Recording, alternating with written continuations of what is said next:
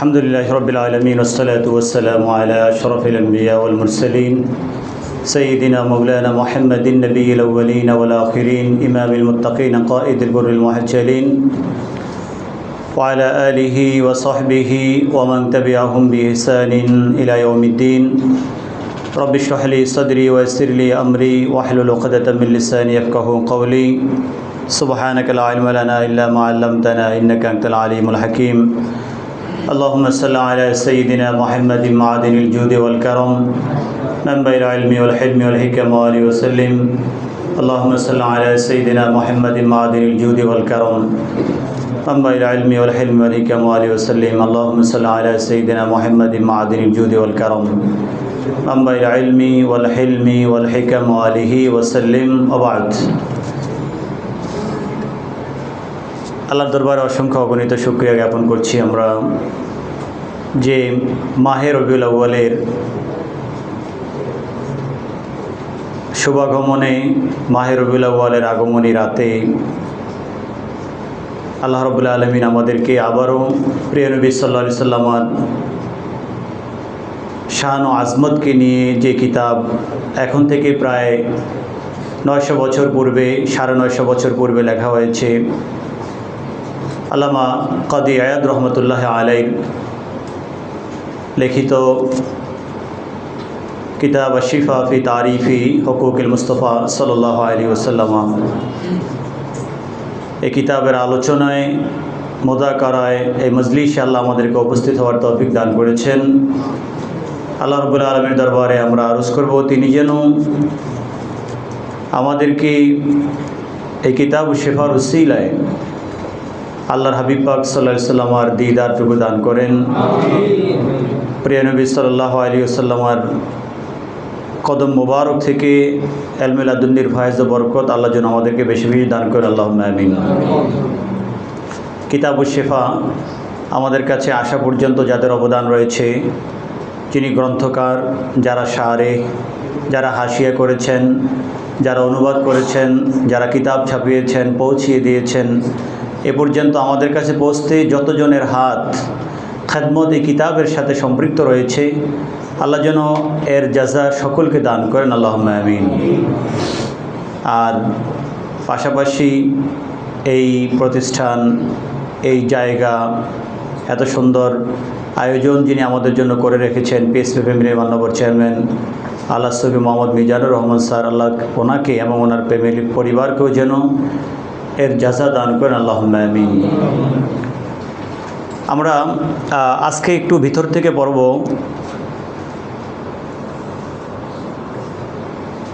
ভিতর থেকে পড়ে আমরা আবার আগামী ক্লাস থেকে আমরা আবার শুরুর দিকে আসবো ইনশাআল্লাহ তাআলা। আমরা আজকে পড়তে যাচ্ছি, আপনারা পেজটা বের করে নেবেন। আমি বলছি আল কিসমুস সানি দ্বিতীয় ভাগ দেখেন, পেজ নাম্বার মিলবে না, এই জন্য পেজ নাম্বার বলছি না। আল কিসমুস সানি হচ্ছে আপনারা সূচিতে চলে যান। আল কিসমুস সানি হচ্ছে ফিমা ইয়াজিবু আলাল আনামি মিন হুকুকিহি আলাইহিস সালাম, যে সৃষ্টি জগতের বা মানব জাতির উপরে প্রিয় নবী সাল্লাল্লাহু আলাইহি ওয়াসাল্লামের যে হক রয়েছে, আমাদের উপরে, এক কথায় আমাদের উপরে রহমতুল্লিল আলামিনের যে হুকুক রয়েছে, এ ব্যাপারে এই আলোচনাটি। এখানে দেখেন আল বাবুল আউয়াল, আল বাবুস সানি, আল বাবুস সালিস, আল বাবুর রাবি, কতগুলো অধ্যায় এখানে রয়েছে। আল বাবুল আউয়ালে আলোচনা করেছেন তিনি ফি ফরদুল ইমানি বিহি ওয়া উজুবি তাআতিহি ওয়া ইত্তিবাই সুন্নতিহি সাল্লাল্লাহু আলাইহি ওয়াসাল্লাম। প্রিয় নবী সাল্লাল্লাহু আলাইহি ওয়াসাল্লামের উপরে প্রতি ঈমান আনা, এটার ফরজ বিধান, এবং প্রিয় নবী সাল্লাল্লাহু আলাইহি ওয়াসাল্লামের আদেশ এবং নিষেধ অনুযায়ী নিজের জীবনকে পরিচালনা করা ওয়াজিব, সেই বিষয়গুলো এখানে আলোচনা করেছেন। আল বাবু সানিতে আলোচনা করেছেন ফি লুজুমি মুহাব্বতিহি সাল্লাল্লাহু আলাইহি ওয়াসাল্লাম, প্রিয় নবী সাল্লাল্লাহু আলাইহি ওয়াসাল্লামকে ভালোবাসা, মহব্বত করা, এটা উম্মতের উপরে ওয়াজিব। তারপর তৃতীয় অধ্যায় আলোচনা করেছেন ফি তাযীমি আমরিহি ওয়া উজুবি তাওকীরিহি ওয়া বাররিহি আলাইহিস সালাম, প্রিয় নবী সাল্লাল্লাহু আলাইহি ওয়াসাল্লামের বিষয়কে, তাজিমের ব্যাপারে আদেশকে, প্রিয় নবী সাল্লাল্লাহু আলাইহি ওয়াসাল্লামের সাথে সম্পৃক্ত বিষয়াদিকে এবং প্রিয় নবী সাল্লাল্লাহু আলাইহি ওয়াসাল্লামের তাওকীদ, প্রিয় নবী সাল্লাল্লাহু আলাইহি ওয়াসাল্লামকে যথোপযুক্ত জায়গায় মর্যাদার আসনে, প্রিয় নবী সাল্লাল্লাহু আলাইহি ওয়াসাল্লামের জন্য সেই মর্যাদার আসন নিজের হৃদয়ে ধারণ করা এবং সেই জায়গায় প্রিয় নবী সাল্লাল্লাহু আলাইহি ওয়াসাল্লামকে নিজে স্বীকার করা, এটা যে আমাদের জন্য ওয়াজিব, এ ব্যাপারে আলোচনা। আর চতুর্থ অধ্যায়ে ফি হুকমি সলাতি আলাইহি ওয়া তাসলিমি ওয়া ফরদি যালিকা ওয়া ফাদিলাতিহি, প্রিয় নবী সাল্লাল্লাহু আলাইহি ওয়াসাল্লামের উপরে দরুদ সালাম এর হুকুম এবং দরুদ সালাম যে ফরজ উম্মতের জন্য রাসূল করিম সাল্লাল্লাহু আলাইহি ওয়াসাল্লামের উপরে, আর সেই দরুদ সালামের ফজিলতের ব্যাপারে এই 4টি অধ্যায়ে আমরা আজকে যে অধ্যায়টি যে বাবটি পড়ার খেয়াল করতেছি সেটা হচ্ছে ফি লুজুমি মুহাব্বতিহি সাল্লাল্লাহু আলাইহি ওয়া সাল্লাম। এটা আমরা এই জন্য চয়ন করেছি, যদিও হাতে গোনা কয়েকটি পৃষ্ঠা মাত্র, বেশি না। মিলাদুন্নবীর এই রাতে, পবিত্র ঈদ মিলাদুন্নবী সাল্লাল্লাহু আলাইহি সাল্লামার বরকতময় রাত আজকে থেকে শুরু হতে যাচ্ছে। আল্লাহ রাব্বুল আলামিন যেন এই রাতের অনুপ্রবেশ আল্লাহর হাবিবের প্রতি মহাব্বতের মাধ্যমে, সীমাহীন মহাব্বতের মাধ্যমে যেন আমাদের সে অনুপ্রবেশ ঘটে। আমরা যেন রবিউল আউয়াল মাসের প্রত্যেকটি রাতকে আমরা যেন ঈদ হিসাবে উদযাপন করতে পারি এবং সেটা হৃদয়ে ধারণ করতে পারি। এই জন্যই মূলত সেই মহাব্বতের জায়গাকে, সেই জায়গায় আরও একটু জায়গাটাকে সিক্ত করার জন্য, সেই জায়গাকে আরও উর্বর করার জন্য আমরা এই চ্যাপ্টারটি পড়ব। আপনারা জানেন ইমাম কুস্তুলানী রহমতুল্লাহ আলাইহি প্রিয় নবী সাল্লাল্লাহু আলাইহি ওয়াসাল্লামের সিরাতে পাকের উপরে কিতাব লিখেছেন। কিতাবের নাম দিয়েছেন আল মাওয়াহিব আল্লাদুন্নিয়া। 923 হিজরিতে ওনার ইন্তেকাল, অনেক আগে তিনি কিতাব লিখেছেন। প্রথম খণ্ডে যেখানে প্রিয় নবী সাল্লাল্লাহু আলাইহি ওয়াসাল্লামের পবিত্র বেলাদত শরীফ নিয়ে তিনি আলোচনা করেছেন, তিনি অনেক ওলামায়ে কেরাম, আইম্মায়ে কেরামদের আকওয়াল এবং আরাকে তিনি উল্লেখ করেছেন সেখানে। তার মাঝে একটি কাউল হচ্ছে এভাবে যে রহিমাল্লাহু ইমরাআন ইত্তাখাযা লায়ালি মাউলিদিহি আ'য়াদা। পূর্বেকার ওলামায়ে কেরাম, আইম্মায়ে কেরাম দোয়া করেছেন আপনাদের জন্য যে আল্লাহ ওই ব্যক্তির উপরে পরিপূর্ণ রহমত দান করুন যে রবিউল আউয়াল মাসের প্রত্যেকটি রাত্রকে এক একটি ঈদের রাত্র হিসেবে উদযাপন করেন। বুঝতে পারছেন? এবারটি আমি যেভাবে বললাম আপনারা খুঁজে নেবেন, ঠিক এইভাবেই আল মাওয়াহিবুল লাদুন্নিয়া কিতাবের মাঝে অনেকের আলোচনার মাঝে তিনি আলোচনাটি তুলে ধরেছেন। এবং ওনার পরে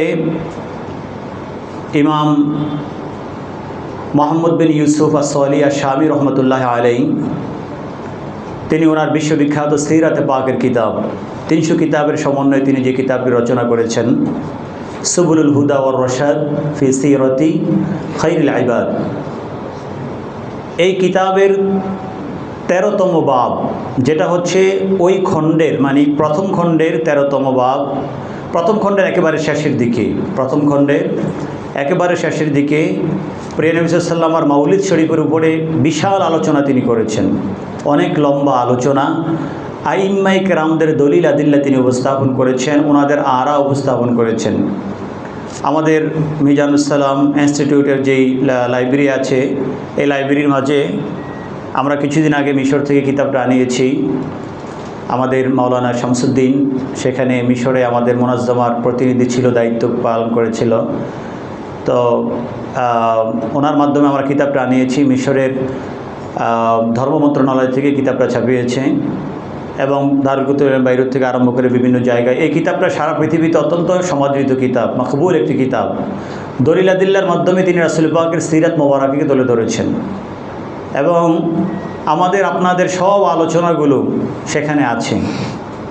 তো এই সিলসিলা তো নতুন না, এটা তো আগ থেকেই, তাই না? আমরা তো নতুন করে এসে নতুন কোনো মতবাদের অনুসারী না। এই জন্য পূর্বের আইম্মায়ে কেরামদের কিতাবগুলো পড়বেন, দেখবেন যে আমাদের খোরাক সেখানে পেয়ে যাবেন। যাই হোক, তো তিনি এই সকল আকাবিল আরা ফতোয়াগুলোকে অত্যন্ত চমৎকারভাবে ওই কিতাবের মাঝে তুলে ধরেছেন। হুসনুল মাকসিদ ফি আমালিল মাউলিদ এই কিতাব পড়বেন।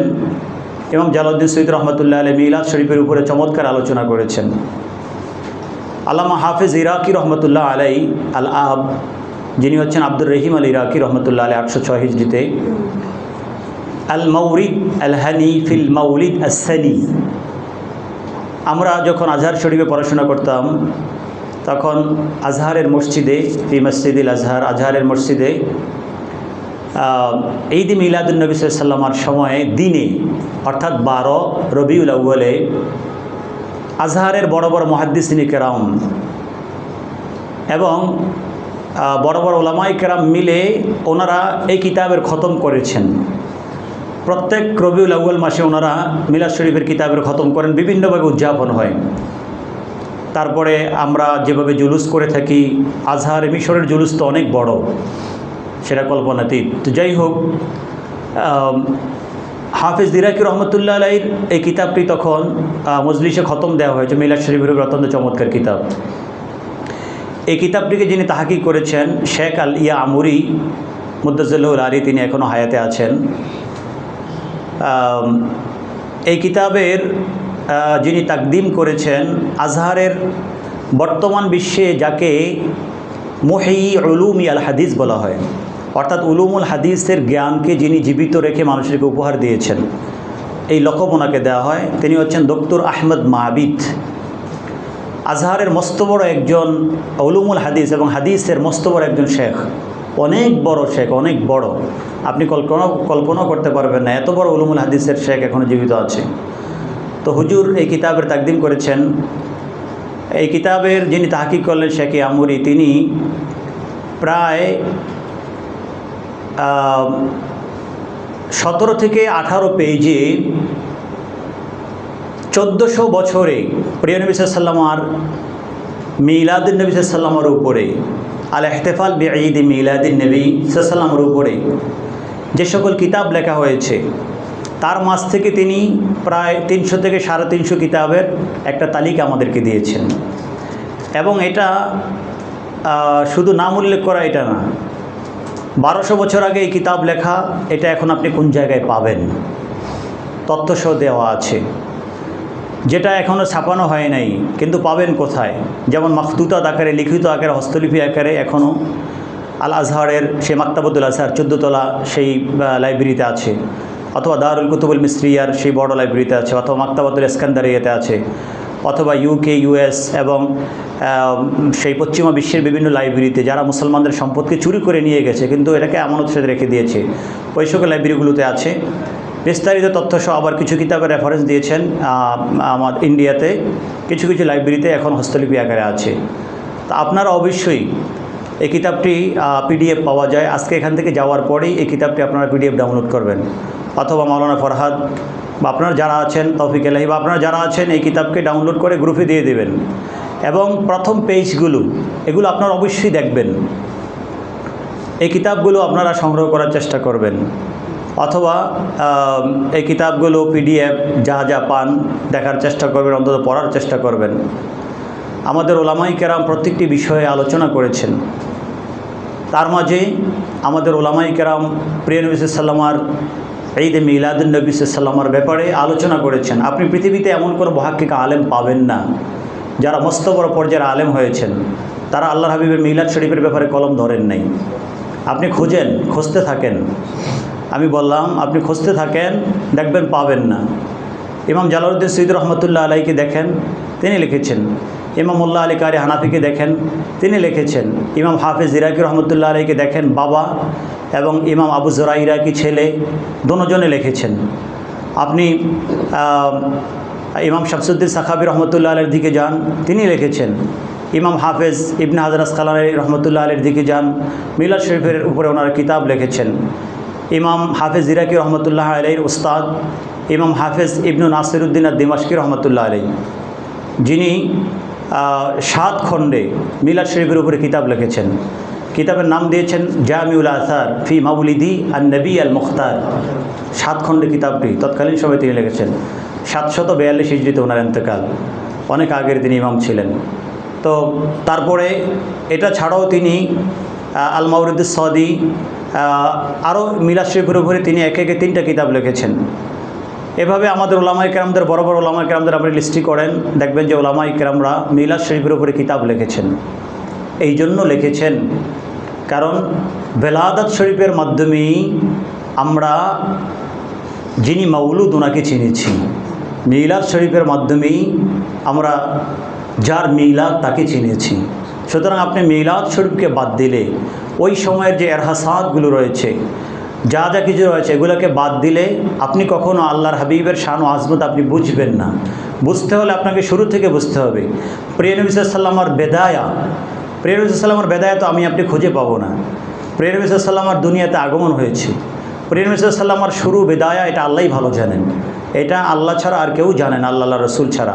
আল্লাহর হাবিবের বেদায়া শুরু কখন থেকে হয়েছে, তো সেই বেদায়াতের যেই জানানগুলো আমাদেরকে কোরআন সুন্নাতে দেওয়া হয়েছে, বিশেষ করে সিরাতে কিতাবের মধ্যে দেওয়া হয়েছে, এগুলো যদি আপনি না জানেন তাহলে আল্লাহ নবী পাক সাল্লামের শান আজমতের বিশাল অংশ আমি বাদ দিয়েছি।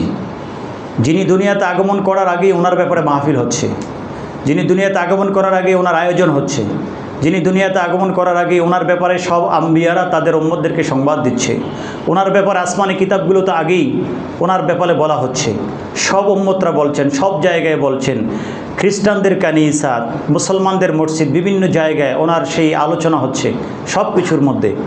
তো সেই আলোচনাগুলো সব আসবে, এটা হচ্ছে মিলাদুন নবীর চ্যাপ্টারে। তা আপনি যদি মিলাদুন নবীর চ্যাপ্টার বাদ দেন তাহলে তো আপনি অনেক কিছু বাদ দিয়ে দিলেন, বুঝছেন। এই জন্য ওলামায়ে কেরাম সকলেই অত্যন্ত গুরুত্বের সাথে বরকতের জন্য লিখেছেন, বুঝতে পারছেন।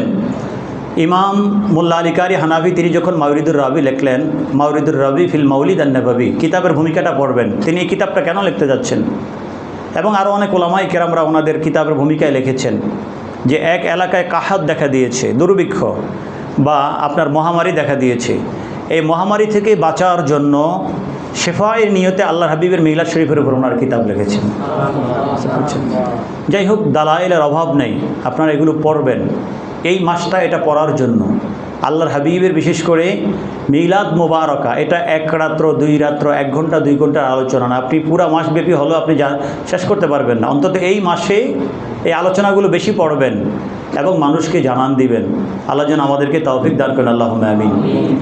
প্রিয় নবী সাল্লাল্লাহু আলাইহি ওয়াসাল্লাম মিলাদ শরীফের ব্যাপারে আমাদের বাগদাদ শরীফের পীর সাহেব হুজুর সহ আউলিয়া কেরাম বর্তমানে যারা আছেন এবং স্কলার, ওনারা একটা কথাই বলে থাকেন যে প্রিয় নবী সাল্লাল্লাহু আলাইহি ওয়াসাল্লাম মিলাদ শরীফ পালন করার জন্য একটা সুস্থ অন্তর দরকার, একটা সুস্থ অন্তর দরকার, আর কিছু দরকার নেই। যার অন্তর সুস্থ আছে তার অন্তর থেকে ঈদ-ই মিলাদুন নবী সাল্লাল্লাহু আলাইহি ওয়াসাল্লাম উদযাপিত হবে, তিনি উদযাপন করবেন। এই জন্য ওলামায়ে কেরামরা লিখেছেন, বিশেষ করে ইমাম কুস্তুলানি লিখেছেন যে মিলাদুন নবী সাল্লাল্লাহু আলাইহি ওয়াসাল্লাম পালন করার মাধ্যমে আল্লাহ এক দলের মহাব্বতকে বাড়িয়ে দেন আর আরেক দলের অন্তরের জ্বালাকে বাড়িয়ে দেন। এগুলা কিন্তু এখনকার কথা না যে আপনি এটা আলা হজরত বলছেন বা অমুকে বলছেন আর অন্য দলকে আঘাত করে, এটা না। এগুলা সেই 500-600 বছর আগের কথা যে মিলাদ শরীফ 2 ধরনের মানুষ, এটার অবস্থা। এক ধরনের মানুষ মিলাদুন নবী সাল্লাল্লাহু আলাইহি ওয়াসাল্লাম উদযাপন করে, তাদের অন্তরের মহাব্বত বেড়ে যায়, আর আরেক ধরনের মানুষের তাদের অন্তরের দাহ বেড়ে যায়, রোগ বেড়ে যায়, বুঝতে পারছেন। বাস্তবে সেটাই দেখা যায়। আমরা সকলের জন্য হেদায়েতের কামনা করি, সবাই যেন আল্লাহর হাবিবের এই রহমত বুঝতে পারেন, আল্লাহুম্মা আমিন।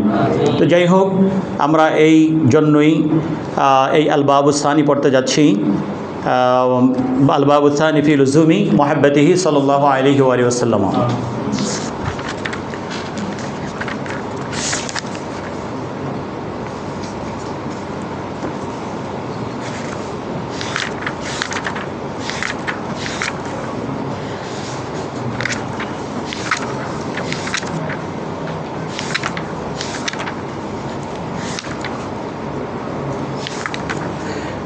বিসমিল্লাহির রহমানির রহিম।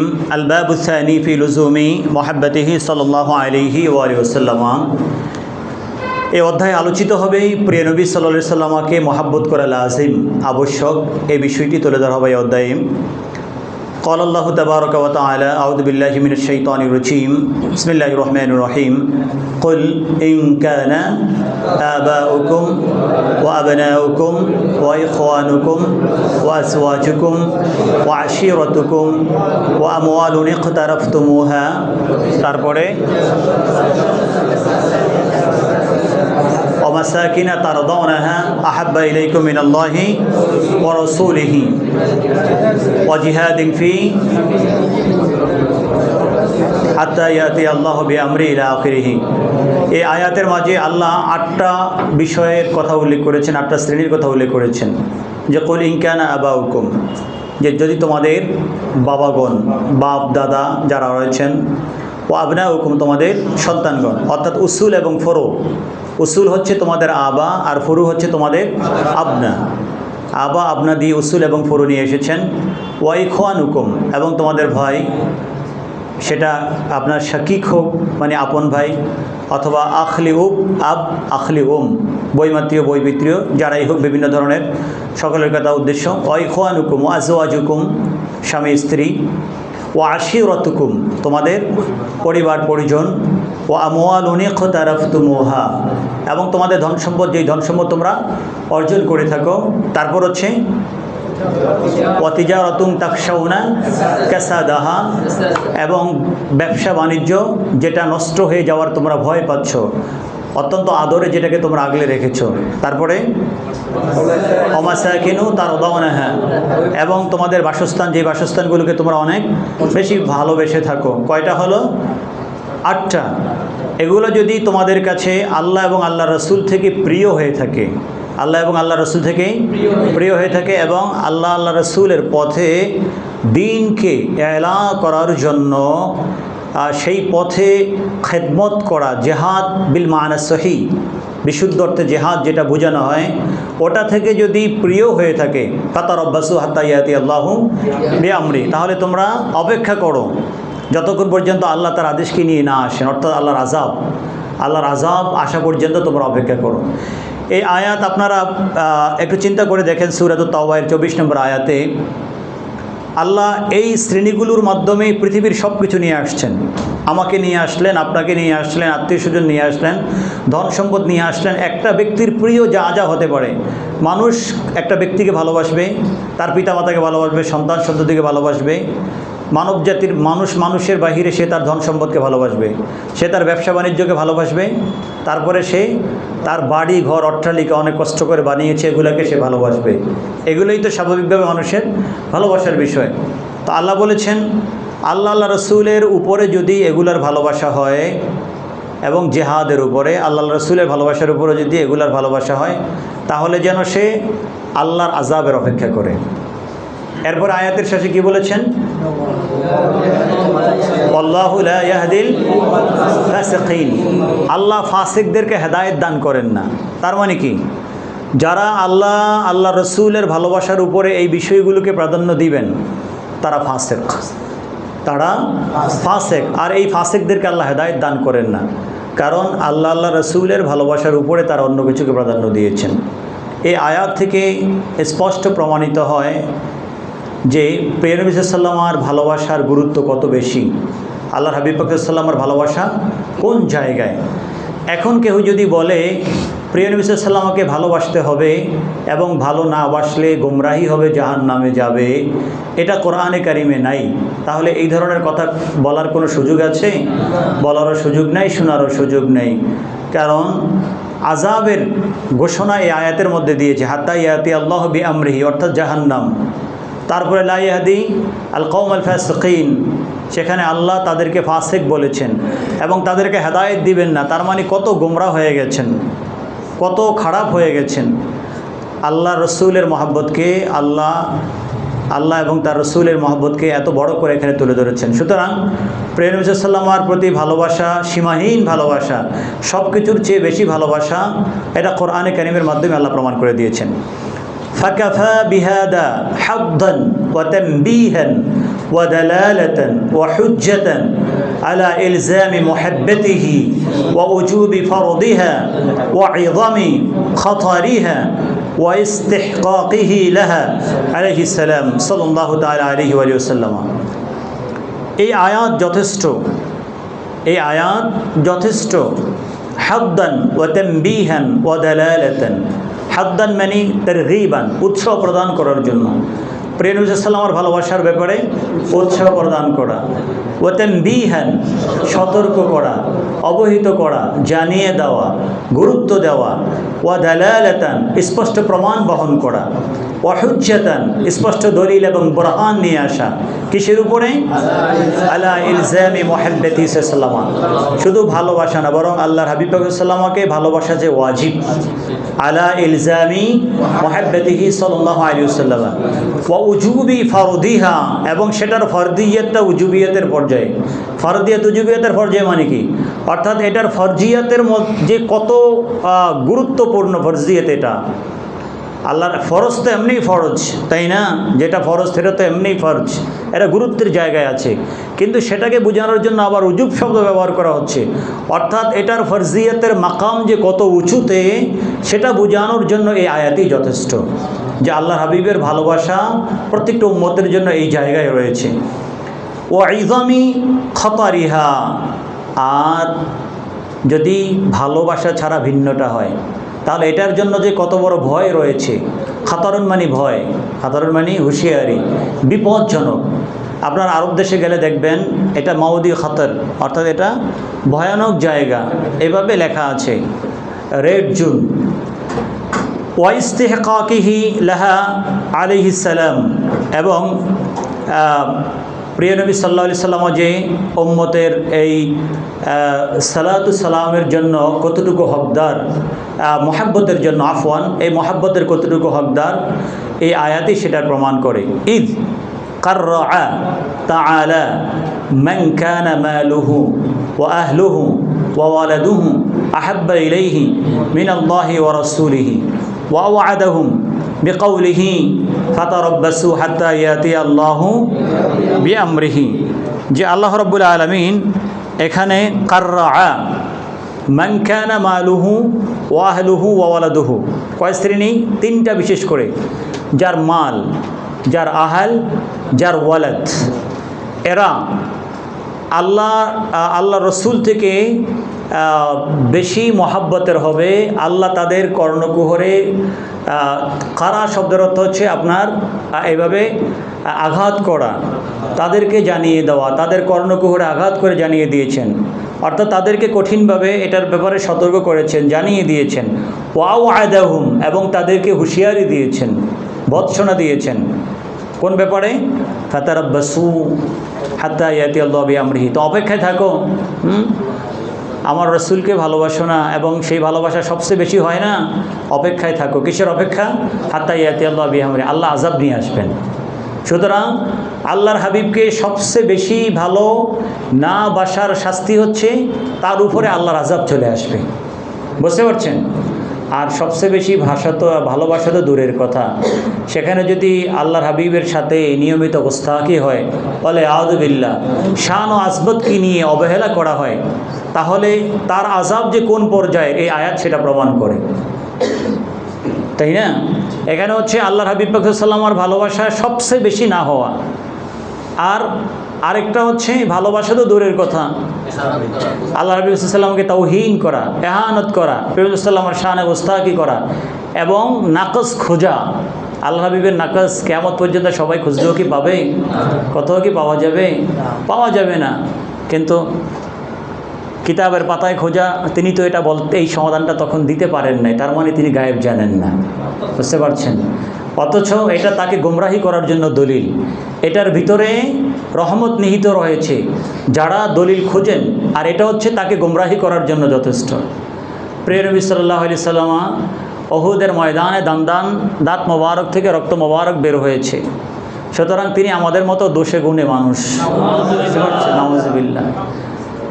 এই জাতীয় দেখবেন তারা স্পষ্ট দলিল থেকে, যেই দলিলগুলো আল্লাহর হাবিবের শানে কথা বলে, এখান থেকে নাকস খোঁজে, বুঝতে পারছেন?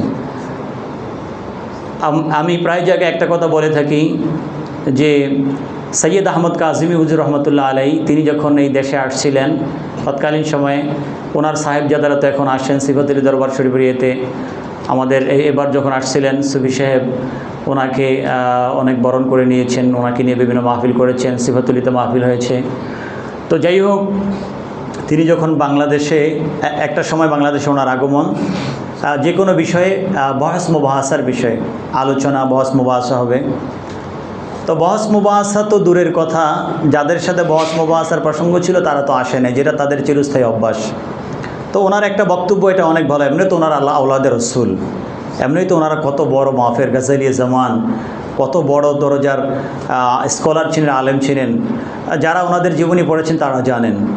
তো উনি ওনার একটা কথা অত্যন্ত চমৎকার, অত্যন্ত ভালো লাগে যে আমরা সারা রাত কিতাবের পাতায় পাতায় শানে রিসালাত খুঁজি আগামী দিনের বহসে উপস্থাপন করার জন্য, আর তারা সারা রাত কিতাবের পাতায় পাতায় আল্লাহ হাবিবের নাকস খোঁজে যারা শানে রিসালাত প্রমাণ করবে তাদেরকে পরাজিত করার জন্য। বাস্তবেই তো এটাই তাদের। আপনি দেখবেন মিলাদ কিয়াম নিয়ে বহস, এটা সেটা নিয়ে বহস, হায়াতুন নবী নিয়ে বহস, আজানের আগে পরে দরুদ সালাম নিয়ে বহস, আরও যা যা কিছু আপনি দেখবেন ওই শ্রেণীর সাথে কাছে গিয়ে দেখেন, মিলে দেখেন, দেখবেন যে আপনার যেটা ওটাকে না করার জন্য, অথবা ওটার ব্যাপারেও কারো কোনো কাউলে দইফ আছে কি না তাওবিলে ফাসেদ, সেটা নিয়ে আসার জন্য আপ্রাণ চেষ্টা। এরা হচ্ছে বদনসিব। কারোর সাথে আমাদের শত্রুতা নাই, আমরা সকলের হেদায়েতের জন্য দোয়া করি, কিন্তু এই বদনসিবদের কারণে উম্মত গোমরাহ হচ্ছে, জাতি গোমরাহ হচ্ছে, সবাই গোমরাহ হচ্ছে। আল্লাহ যেন তাদের থেকে আমাদেরকে হেফাজত করেন, আল্লাহুম্মা আমিন। আল্লাহর স্পষ্ট এলান, ফাতারাব্বাসু হাত্তা ইয়াতি আল্লাহু বিআমরি সুম্মা ফাসসাকাহুম বিতামামিল আয়াতি আল্লাহু লা ইয়াহদিল কওমা আল ফাসিকিন। আল্লাহ তাদের জন্য শুধুমাত্র আযাব ঘোষণা করেই ক্ষান্ত হন নাই, বরং তিনি তাদেরকে ফাসিক বলেছেন। আর ওয়ালামাহুম, আল্লাহ তাদেরকে জানিয়ে দিয়েছেন, আন্নাহুম মিম্মান দাল্লা ওয়া লাম ইয়াহদিহিল্লাহ। দেখেন তাদের ভ্রষ্টতা এটা কত মারাত্মক লেভেলের। পথভ্রষ্ট আল্লাহ তাদেরকে হেদায়েত দান করতে পারেন, তারা হেদায়েতের পথে আসতে পারেন, কিন্তু এরা এত বড় পথভ্রষ্ট, আল্লাহ তাদেরকে হেদায়েতই দান করবেন না। আল্লাহ এই শ্রেণী থেকে আমাদের সাথে যাদের মহব্বত রয়েছে, আমাদেরকে যারা মহব্বত করেন, এবং আমরা যাদেরকে চিনি জানি, আমাদের বংশে যারা আসবেন, আল্লাহ যেন সকলকে এই শ্রেণী থেকে হেফাজত করেন, আল্লাহুম্মা আমিন। আল্লাহ যেন তার হাবিবের সকল উম্মতকে হেফাজত করেন, আল্লাহুম্মা আমিন। বিহি ক্বালা হাদ্দাথানা আবু আলী আল গাসসানি আল হাফিযু ফীমা আজাযানিহি ওয়া হুয়া মিম্মা ক্বরাতুহু আলা গায়রি ওয়াহিদিন قال حدثنا سراج بن عبد الله القاضي قال حدثنا أبو محمد الأصيلي قال حدثنا المروزي قال حدثنا أبو عبد الله محمد بن يوسف قال حدثنا محمد بن إسماعيل قال حدثنا يعقوب بن إبراهيم قال حدثنا ابن علي عن عبد العزيز ابن صهيب عن سيدنا أنس رضي الله عنهم أن رسول الله صلى الله تعالى عليه وآله وسلم قال لا يؤمن أحدكم حتى أكون أحب إليه من ولده ووالده والناس أجمعين। ইমাম আল্লামা কাদি আয়াদ রহমতুল্লাহ আলাই নিজের সনদে হাদিসটিকে বর্ণনা করেছেন। সনদের শুরুতে দেখেন তিনি উলুমুল হাদিসের একটি বিষয়ে আলোচনা করেছেন। আপনারা জানেন উলুমুল হাদিসের মাঝে একটা আলোচনা আছে শেষের দিকে, সিয়াগুল আদা ও তাহাম্মুল, আল আদা ও তাহাম্মুল। আদা হচ্ছে প্রথমে হচ্ছে তাহাম্মুল, তারপর হচ্ছে আদা। তাহাম্মুল হচ্ছে আপনি গ্রহণ করবেন আপনার উস্তাদ থেকে, এই হাদিসটি আপনি আপনার উস্তাদ থেকে গ্রহণ করবেন, এটাকে বলে তাহাম্মুল। তাহাম্মুল মানে কি? হামলুন, বহন করা। এখান থেকে হচ্ছে তাহাম্মুল, বাবে তাফাউল থেকে। আর আদা হচ্ছে তারপরে এটা শিক্ষার্থীদের কাছে যারা আপনার থেকে রাওয়ায়াত করবেন তাদের কাছে এটা পৌঁছিয়ে দেওয়া। এই আদা এবং তাহাম্মুলের জন্য 8টা তরিকা রয়েছে। কয়টা? 8টা। এগুলাকে উলুমুল হাদিসের উপরে যারাই কিতাব লিখেছেন প্রত্যেকে এগুলো তুলে ধরেছেন। এগুলোর উপরে তারা আলোচনা করেছেন, সিগাগুলো উল্লেখ করেছেন। তার মাঝে প্রথম দিকের আলোচনাটি তিনি তুলে ধরেছেন যে হাদ্দাথানা আবু আলী আল গাসসানি আল হাফিজ ফিমা আজাজানিহি ওয়া হুয়া মিম্মা ক্বরাতুহু আলা গায়রি ওয়াহিদিন। তিনি আমাকে এজাজা দিয়েছেন এবং আমি অনেক মুহাদ্দিস, অনেক উস্তাদকে এই হাদিস পড়িয়ে শুনিয়েছি, যেটা সামনে আসছে। লা ইউমিনু আহাদুকুম হাত্তা আকুনা আহাব্বা ইলাইহি মিন ওয়ালিদিহি ওয়া ওয়ালাদিহি ওয়ান নাস আজমাইন। এটা আপনাদের কাছে অনেক প্রসিদ্ধ হাদিস যে কেউ মুমিন হবে না, ইমানদার হবে না যতক্ষণ পর্যন্ত আমি তার কাছে সবচেয়ে প্রিয় না হব। এক কথায় সবচেয়ে প্রিয় না হব। তার মধ্যে কয়েক শ্রেণীর কথা এখানে উল্লেখ করা হলো। যাদের ভালোবাসাটা কখনো আলাদা করা যায় না, অন্যদের ভালোবাসা আলাদা করা যায়। যেমন পিতামাতার ভালোবাসা কখনো আলাদা করা যায় না, সন্তানের ভালোবাসা কখনো আলাদা করা যায় না। এই জন্য তাদেরকে সবার আগে উল্লেখ করলেন যে তার সন্তান সন্ততি, তার বাবা, পিতামাতা এবং সকল মানুষ থেকে আমি যদি সবচেয়ে প্রিয় না হই তাহলে তোমাদেরকেও মুমিন হবে না, যেগুলো আপনারা জানেন। আল্লাহ যেন আমাদেরকে প্রকৃত মুমিন ইমানদার বানিয়ে দেন, আল্লাহুম্মা আমিন। ওয়ান সাইয়্যিদিনা আবি হুরায়রা নাহওয়াহু। এই হাদিসটি যেভাবে আমরা সাইয়্যিদিনা আবু হুরায়রা থেকে পড়েছি, ঠিক সাইয়্যিদিনা আনাস রাদিয়াল্লাহু তাআলা থেকেও একই হাদিস যেটা আমরা পড়লাম। ওয়ান আনাস রাদিয়াল্লাহু আনহু আলাইহি আসসালাতু ওয়াসসালাম সালাসুন মান কুন্না ফীহি ওয়াজাদা হালাওয়াতা আল ঈমান أن يكون الله ورسوله أحب إليه مما سواهما وأن يحب المرء لا يحبه إلا لله وأن يكره أن يعود في الكفر كما يكره أن يقذف في النار. প্রেমী সাল্লাম বলেছেন এই তিনটি জিনিস যার মাঝে থাকবে বুঝতে হবে ঈমানের স্বাদ সে পেয়ে গেছে। হালাওয়াতুল ঈমান, বুঝতে পারছেন? সুতরাং ঈমানের লজ্জা, ঈমানের স্বাদ, মজা এই তিনটার মধ্যে আছে। হালাওয়াতুল ঈমান এই তিনটার মধ্যে রয়েছে। এবং প্রথমটি হচ্ছে আল্লাহ রসুল সাল্লাল্লাহু আলাইহি সাল্লাম সবচেয়ে প্রিয় হতে হবে, সব কিছুর চেয়ে প্রিয়। এক। দুই নম্বর হচ্ছে সে আল হুব্বু ফিল্লাহ ওয়াল বুগদু ফিল্লাহ, আল্লাহর জন্য ভালোবাসা হবে, আল্লাহর জন্য কারো প্রতি দূরত্ব হবে, আল্লাহ রসুলের জন্য হবে। আর তারপরে তৃতীয় নম্বর হচ্ছে সে আইয়াউদা ফিল কুফরি কামা ইয়াকরাহু আইয়ুকদাফা ফিন নারি। এটা হচ্ছে বিশেষ করে কাদের জন্য? যারা প্রিয় নবী সাল্লাল্লাহু আলাইহি ওয়াসাল্লামের সময়ে কুফরি থেকে, শিরিকের অধ্যায়কে কবর দিয়ে ইসলামের মধ্যে প্রবেশ করেছেন। তাদের মাঝে ইসলামের মায়া এমনভাবে ঢুকে যাবে, আল্লাহ রসুলের মায়া এমনভাবে ঢুকে যাবে যে ওই ইসলাম থেকে, আল্লাহ রসুল থেকে কুফুরির দিকে যাওয়াটা তাদের কাছে এতটাই ভয়ের এবং ঘৃণার হবে যতটুকু সে ভয় করে, ঘৃণা করে জাহান্নামে বা আগুনে নিক্ষিপ্ত হওয়াকে। বুঝতে পারছেন? তো যেভাবে সে জাহান্নামে বা আগুনে নিক্ষিপ্ত হওয়াকে পছন্দ করবে না, ঠিক তেমনইভাবে সে অপছন্দ করবে আবার কুফুরির দিকে ফিরে যেতে। ঠিক এটার সাথে প্রত্যেকটা উদাহরণ, আল্লাহ যখন কোনো মানুষকে খারাপ পথ থেকে ভালো পথে নিয়ে আসে, একটা গুনাহ থেকে তাওবার পথ যখন আল্লাহ তাকে দেখিয়ে দেয়, খারাপ সোহবত থেকে যখন আল্লাহ তাকে ভালো সোহবত দেয়, এক কথায় প্রত্যেকটি খারাপ থেকে আল্লাহ যখন কোনো মানুষকে ভালো পথ দেখিয়ে দেয়, একই উদাহরণ, তার কাছে ওই খারাপটা এত অপ্রিয় হবে যে ওই খারাপের দিকে সে কখনোই যাবে না, যেমনটা আগুনকে বা এগুলোকে সে অপছন্দ করে।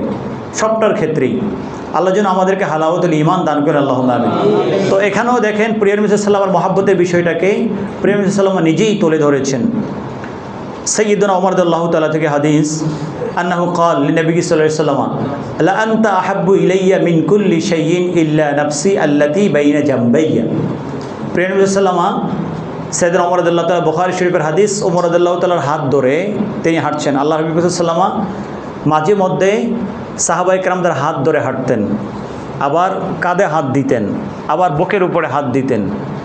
এজন্য আমরা আমাদের বিভিন্ন ওস্তাদদেরকে দেখেছি আমাদের সাথে যখন কথা বলতেন, কখনো হাঁটার সময় আমাদের হাতকে, ডান হাতকে বা কোনো হাতকে জোর করে চাপ দিয়ে ধরে হাঁটতেন, আবার কাঁধের উপরে হাত দিয়ে বুকের মধ্যে। এভাবে আমরা আমাদের ওস্তাদদেরকে দেখেছি বাংলাদেশে, মিশরে, সব জায়গায় ওস্তাদরা এগুলো করেছেন। এগুলো মহাব্বতের এবং কাছাকাছি আর তাছাড়া ওস্তাদদের থেকে কিছু পাওয়ার, এগুলোর অনেক আলামত থাকতে পারে, অনেক কিছু হতে পারে। যাই হোক, এটা হচ্ছে প্রিয় নবী সাল্লাল্লাহু আলাইহি ওয়াসাল্লামের সুন্নাহ। তিনি সাহাবায়ে কেরামদের ক্ষেত্রে এটা করেছেন, সাহাবায়ে কেরামদের বিভিন্ন সাহাবীর সাথে করেছেন। যেমনটা বর্তমান ঘটনার সাথে ছিল, ওমর রাদিয়াল্লাহু তাআলা বলেছেন, ইয়া রাসূলুল্লাহ, আপনি আল্লাহর কসম, আপনি আমার কাছে সব কিছুর চেয়ে বেশি প্রিয়। আল্লাহর কসম পাইলাম কোথায় থেকে? লা আনতা আহাব্বু ইলাইয়া, এখানে লামটা কসমের জায়গায় আসছে, তাওসিয়াতাল লিল কসম, যেমনটা হচ্ছে লাকাদ জাআকুম রাসূলুম মিন আনফুসিকুম। আয়াতের তাফসীর বলে আপনাদের ক্লিয়ার হয়ে যাবে। ইল্লা নাফসি আল্লাতি বাইনা জামবাইয়া, বাইনা জামবাইয়া মানে কি? আমার ভিতরে, আমার মাঝে, আমার সাথে যেই নফস আছে, এই নফস ছাড়া, অর্থাৎ আমি ছাড়া, আমার প্রতি আমার যতটুকু মহব্বত আছে অতটুকু মহব্বত এখন আপনার প্রতি হয় নাই। আমি আমাকে ছাড়া বাকি সব কিছুর চেয়ে আপনাকে ভালোবাসি। দেখেন, মুহূর্তের মধ্যে ইনকিলাব মানে পরিবর্তন, মুহূর্তের মধ্যে পরিবর্তন। ফাকাল লাহু নবী সাল্লাল্লাহু আলাইহি ওয়াসাল্লাম লা ইউমিনু আহাদুকুম হাত্তা আকুনা আহাব্বা ইলাইহি মিন নাফসিহি, মিন নাফসিহি। সব ঠিক আছে, নিজের নফস থেকেও যদি আমাকে বেশি ভালো না বাসে সে মুমিন হবে না। এবং এই ক্ষেত্রে আল্লাহর হাবিব লান বলেছেন। আগের হাদিসগুলোকে আমরা পড়েছি লা ইউমিনু, আর এক্ষেত্রে আমরা শুনছি লাই ইউমিনা, লান। ফাকাল উমারু ওয়াল্লাযী আনজালা আলাইকাল কিতাবা লা আনতা আহাব্বু ইলাইহা মিন নাফসি আল্লাতী বাইনা জামবাইয়া। فقال له النبي صلى الله عليه وسلم الآن يا أبا। প্রিয় নবী সাল্লাল্লাহু আলাইহি ওয়াসাল্লামকে এখন ওমর রাদিয়াল্লাহু তাআলা বললেন যে ওই আল্লাহর ওই জাতে মুকদ্দাসের কসম, যে জাতে মুকদ্দাস আপনার উপরে কিতাব নাজিল করেছেন, যে এখন আপনি আমার কাছে আমার নফসের চেয়েও বেশি প্রিয়। সুবহানাল্লাহ। এখানে উলামায়ে কেরামরা ওনারা লিখেছেন আল্লাহর হাবিব এই সময় হযরত ওমর রাদিয়াল্লাহু তাআলাকে স্পেশাল ফায়েজ দিয়েছেন, অথবা আল্লাহর হাবিবের সাথে তো তিনি ছিলেন, ফায়েজে বরকত তো চলমান ছিল। ওমর রাদিয়াল্লাহু তাআলার মাঝে মুহূর্তের মধ্যে পরিবর্তন চলে আসলো। সব কিছুর চেয়ে, নিজের জানের চেয়েও আল্লাহর হাবিব পাক সাল্লাল্লাহু আলাইহি ওয়াসাল্লাম হযরত ওমর ফারুক রাদিয়াল্লাহু তাআলার কাছে প্রিয় হয়ে গেলেন। সামনে এ ব্যাপারে রেফারেন্স আসবে, বিভিন্ন আলোচনা আসবে, আপনারা পাবেন একটু পরেই। ক্বালা সাহলুন, হযরতে সাহল রহমাতুল্লাহ আলাইহি রাদিয়াল্লাহু তাআলা আনহু তিনি বলেন, মাল্লাম ইয়ারা ওয়ালায়াতার রাসূল আলাইহি ফি জামিল আহওয়ালি ওয়া ইয়ারা নাফসাহু ফি মিলকিহি আলাইহিস সালাম সাল্লাল্লাহু আলাইহি ওয়াসাল্লাম লা ইয়াদুকু হালাওয়াতা সুন্নতিহি লিআন্না আন-নাবিয়্য সাল্লাল্লাহু আলাইহি ওয়াসাল্লাম قال লা ইউমিনু আহাদুকুম হাত্তা আকুনা হাব্বা ইলাইহি মিন নাফসিহিল হাদিস। দেখেন ওনার ব্যাখ্যাটা কত চমৎকার। উনি এই আলোচনাটা তাফসিরে আস-সুলামির মধ্যে আপনারা পাবেন যে মাল্লাম ইয়ারা, এটা এখানে আপনার সেই সাহল বিন সাদ রাদিয়াল্লাহু তাআলা না, যে মাল্লাম ইয়ারা ওয়ালায়াতার রাসূল আলাইহি ফি জামিল আহওয়ালি ওয়া ইয়ারা নাফসাহু ফি মিলকিহি। যতক্ষণ পর্যন্ত কোনো ব্যক্তি আল্লাহর হাবিবের ওয়ালায়াতকে তার ভিতরে দেখবে না, অর্থাৎ তার আপাদমস্তকে, প্রত্যেকটি ব্যক্তি যতক্ষণ পর্যন্ত তার আপাদমস্তকে আল্লাহর হাবিবের ওয়ালায়াত খুঁজে না পাবে, অর্থাৎ আমি বলতে কিছু নাই, আমার সবটার মধ্যেই আল্লাহর হাবিব পাক সাল্লাল্লাহু আলাইহি ওয়াসাল্লাম, তার মানে আমার সবটা, আমার জাহের বাতেন, আমার সবটা আল্লাহর হাবিব দ্বারা পরিচালিত। আল্লাহর হাবিব সাল্লাল্লাহু আলাইহি আদর্শ, আল্লাহর হাবিব সাল্লাল্লাহু আলাইহি সুন্নাহ, মুহাব্বা, সব কিছু আমার উপরে আল্লাহর হাবিবের ওয়ালায়া। এক কথায় যে মাল্লাম ইয়ারা ওয়ালায়াতার রাসূল আলাইহি ফি জামিল আহওয়ালি, সব সময়, আর ওয়ায়ারা নাফসাহু ফি মিলকিহি আলাইহিস সালাতু ওয়াস সালাম, এবং যতক্ষণ পর্যন্ত সে আল্লাহর হাবিবের মিলকিয়তের মধ্যে নিজেকে না পাবে। সুবহানাল্লাহ। বুঝতে পারছেন? আল্লাহর হাবিবের মিলকিয়তের মধ্যে মানে কি? আল্লাহর হাবিবের গোলামির মধ্যে। বুঝতে পারছেন? আল্লাহর হাবিবের গোলামির মধ্যে, মিলকিয়তের মধ্যে কখন পাবেন? যখন আপনি ওনাকে মালিক বানবেন, যখন ওনাকে আপনি, যখন আল্লাহর হাবিবকে আপনি মালিক মনে করবেন, তখনই তো আপনি ওনার মিলকিয়তের মধ্যে চলে গেলেন, তাই না? অর্থাৎ প্রিয় নবী সাল্লাল্লাহু আলাইহি ওয়াসাল্লামের গোলামির মালা, এক কথায় আল্লাহর হাবিবের গোলামির মালা যতক্ষণ পর্যন্ত কোনো ব্যক্তি পরিধান না করবে, লা ইয়াযুকু হালাওয়াতা সুন্নতিহি, প্রিয় নবী সাল্লাল্লাহু আলাইহি ওয়াসাল্লামের সুন্নতের যে হালাওয়া, আল্লাহর হাবিবের অনুকরণ, অনুসরণ, ইত্তেবা, প্রিয় নবী সাল্লাল্লাহু আলাইহি ওয়াসাল্লামের ইতাআতের যে হালাওয়া, সেই হালাওয়া, স্বাদ, মজা সে কখনোই পাবে না। এই জন্য দেখবেন একটা ব্যক্তি সুন্নতের আমল করে আল্লাহর হাবিবের মহাব্বতের সাথে, তার মাঝে দেখবেন এটার প্রভাব, এটার রেজাল্ট একরকম। আরেকটা ব্যক্তি শুধু সুন্নাহ পালন করতেছে, যেটা হচ্ছে প্র্যাকটিস, যেটা কি প্র্যাকটিস, কিন্তু এই সুন্নাহর পিছনে তার অন্তরে মহাব্বত নাই। দেখবেন যে তার জন্য তার রেজাল্ট একরকম, আকাশ পাতাল ব্যবধান, কখনোই মিলবে না। এই ব্যক্তির সিনায় মহাব্বত থাকার কারণে, মহাব্বত নিয়ে সে সুন্নাহ আদায় করার কারণে পরিপূর্ণ সওয়াব পেয়েছে, স্বাদ পেয়েছে, এবং এই মহাব্বতের মাধ্যমে আপনার সুন্নাহ পালন করতে করতে এক সময় সে আল্লাহর হাবিবের দিদারে পৌঁছে গেছে। আবার আরেক ব্যক্তি দেখবেন সারা জীবন সুন্নাহ পালন করছে, কিন্তু আল্লাহর হাবিবের দিদারের কাছাকাছিও যাইতে পারে নাই। দুইজনে একই কাজ করছেন, পার্থক্য হচ্ছে একজন মহব্বতের সাথে করতেছেন, আরেকজনে মহব্বত ছাড়া করতেছেন। এই জন্য এটি বলছেন যে লা ইয়াযুকু হালাওয়াতা সুন্নতিহি। আগে সুন্নত পালন করতে হলে আল্লাহর হাবিব যে আপনার মালিক ও মাওলা, আল্লাহর হাবিবকে মালিক ও মাওলা বানাতে হবে, বুঝতে পারছেন? আল্লাহর হাবিবকে মনিব বানাতে হবে, আল্লাহর হাবিবকে মালিক স্বীকার করতে হবে। যখন স্বীকার করব, গোলামির মালা পরিধান করা হবে, তখন সুন্নতের মজা পাবেন। এই জন্য যারা এটা করে সুন্নত পালন করেছেন, দেখেন হিসাব নিয়ে, খোঁজখবর নিয়ে, তারা এক একজন বড় বড় আল্লাহর ওলি হয়ে গেছেন, এবং আল্লাহর হাবিবের দিদার তারা কীভাবে পেয়েছেন। আল্লাহ যেন আমাদেরকে তাদের অন্তর্ভুক্ত করে, আল্লাহুম্মা আমিন। ফাসলুন ফি সাওয়াবি মুহাব্বতি সাল্লাল্লাহু আলাইহি ওয়া সাল্লাম। এখন হচ্ছে আল্লাহর হাবিবের মহাব্বতের সওয়াব। মহাব্বত করলেও কি পাওয়া যায়? সওয়াব পাওয়া যায়। শুধু আপনার আমল করলে সওয়াব এটা না, বরং মহাব্বতেও সওয়াব আছে। আপনি নামাজ পড়লেন, রোজা রাখলেন, এই আমল করলেন, সে আমল করলেন, শুধু সওয়াব এটার মধ্যে না, বরং আল্লাহর হাবিবের মহাব্বত সিনার মধ্যে জায়গা দিলে সেটার মধ্যে কি আছে? সওয়াব আছে। এইরকম একটা অধ্যায় আপনারা মুসলিম শরীফের মাঝেও পাবেন। ইমাম নববী রহমতুল্লাহ আলাইহি মুসলিম শরীফের হাদিসগুলোকে নিয়ে একটা অধ্যায় কায়েম করেছেন। আপনাদের জেনে রাখা উচিত, অথবা আপনারা জানেন, ইমাম বুখারী রহমতুল্লাহ আলাইহি যেভাবে বুখারী শরীফের তারজমাতুল আবওয়াব, অর্থাৎ বুখারী শরীফের হাদিসের শিরোনাম তিনি নিজে লিখেছেন, ইমাম বুখারী রহমতুল্লাহ আলাইহি, এবং শিরোনামগুলো তিনি লিখেছেন মা বাইনা আর রওদাতিল মুতাহহারাতি ওয়াল মিম্বারিশ শরীফ, রওজায়ে আনোয়ার এবং মিম্বার শরীফের মাঝে বসে তিনি আপনার হাওয়ালা তারাজিম সহিহিহি, তিনি ওনার সহিহ বুখারীর তারাজিম, অর্থাৎ সহিহ বুখারীর শিরোনামগুলোকে তিনি লিখেছেন, টাইটেলগুলোকে। বুখারী শরীফের ব্যাপারে আপনারা বিস্তারিত জানতে চাইলে বেশি দূর যাওয়া দরকার নাই। ইমাম হাফেজ ইবনে হাজার আসকালানী রহমতুল্লাহ আলাইহি তিনি যে ফাথুল বারি লিখেছেন, সেই ফাথুল বারি লেখার আগে তিনি একটা ভূমিকা লিখেছেন এক খণ্ডে, ওটার নাম হচ্ছে হাদিউস সারি। এটা পড়বেন, দেখবেন যে বুখারী শরীফের ব্যাপারে বিস্তারিত আলোচনা পাবেন। ওই সকল জায়গা থেকে পরবর্তীতে উলামা ইকরামরা নিয়েছেন, আর অন্যান্য কিতাব থেকেও নিয়েছেন, কিন্তু এই সকল কিতাব থেকে বেশি নিয়েছেন।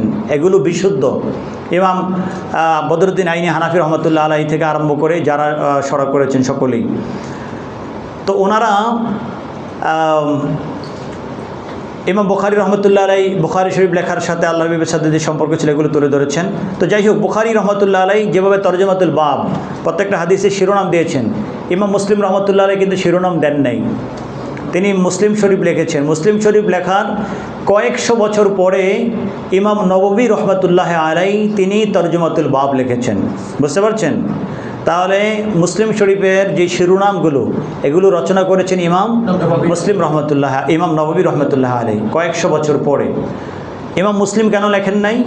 ইমাম মুসলিম রহমতুল্লাহ আলাইহি ওনার হাদিসের সারদুল হাদিস বলা হয়, উনি হাদিসগুলোকে যেভাবে রওয়ায়াত করেছেন, যেমন নির্দিষ্ট একটা বিষয়ের হাদিসকে তিনি পরপর কয়েকটা রওয়ায়াত করেছেন, তারপরে আবার আরেক টপিকে চলে গেছেন।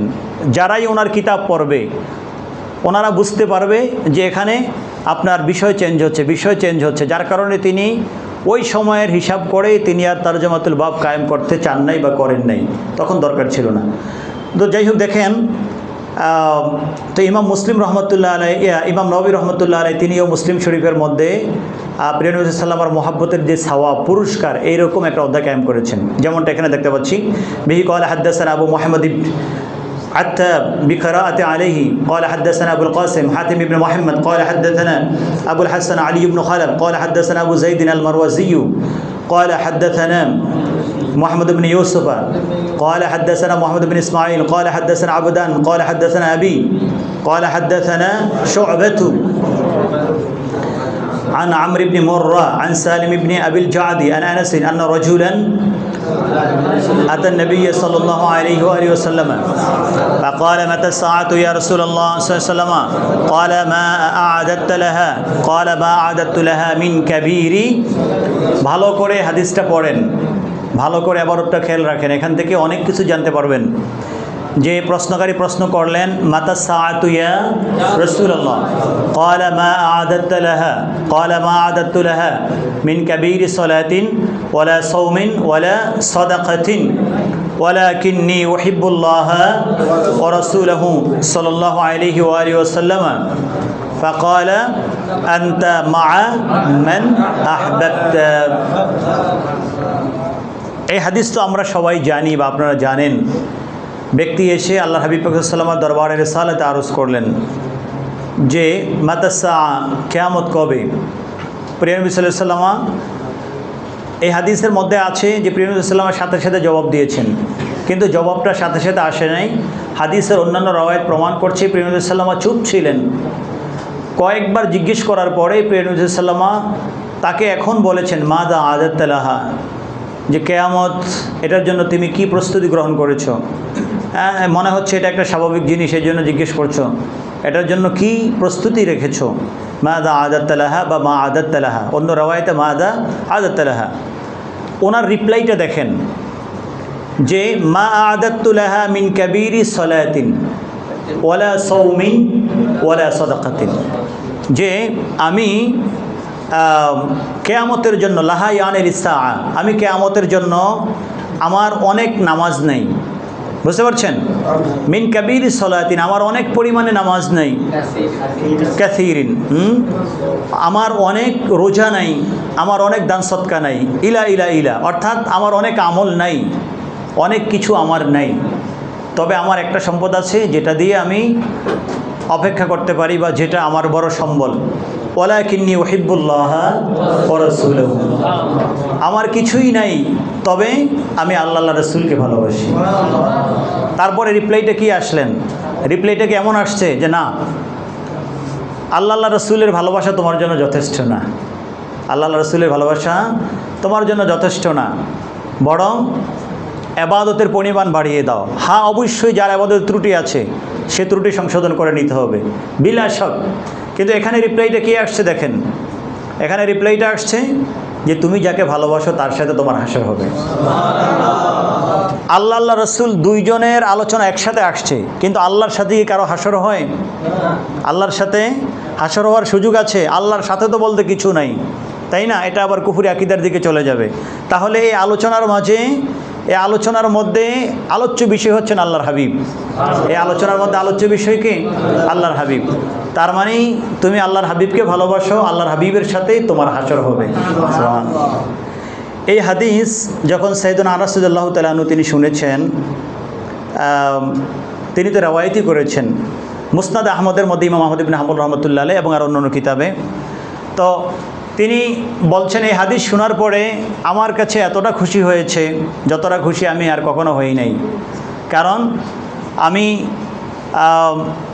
আমার এত নামাজ নাই, এত রোজা নাই, আমার এত কিছু নাই, কিন্তু আমি হযরত আবু বকরের মতো আল্লাহর হাবিবকে ভালোবাসতে পারি না, হযরত ওমরের মতো আল্লাহর হাবিবকে ভালোবাসতে পারি না, কিন্তু আল্লাহর হাবিবের ভালোবাসা যেহেতু আমার অন্তরে আছে, তাহলে আমি দাবি করতে পারি আল্লাহর হাবিবের সাথে আমার হাসর হবে। এবং আরও অত্যন্ত চমৎকার কথাগুলো আনাস রাদিয়াল্লাহু তাআলা এবং বিভিন্ন সাহাবী বলেছেন, এগুলো আমরা বিভিন্ন পেজের মধ্যে পাবো ইনশাআল্লাহ তাআলা।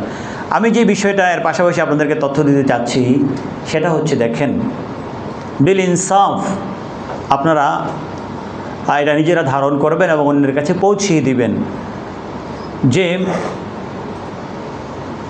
প্রিয় নবী সাল্লাল্লাহু আলাইহি ওয়াসাল্লামের মিলাদ শরীফ পালন করা নিয়ে যত রকমের অবান্তর প্রশ্ন আছে, আপত্তি আছে, তার মাঝে একটা হচ্ছে যে পৃথিবীব্যাপী দেখা যায় মিলাদ শরীফ যারা পালন করে তারা হচ্ছে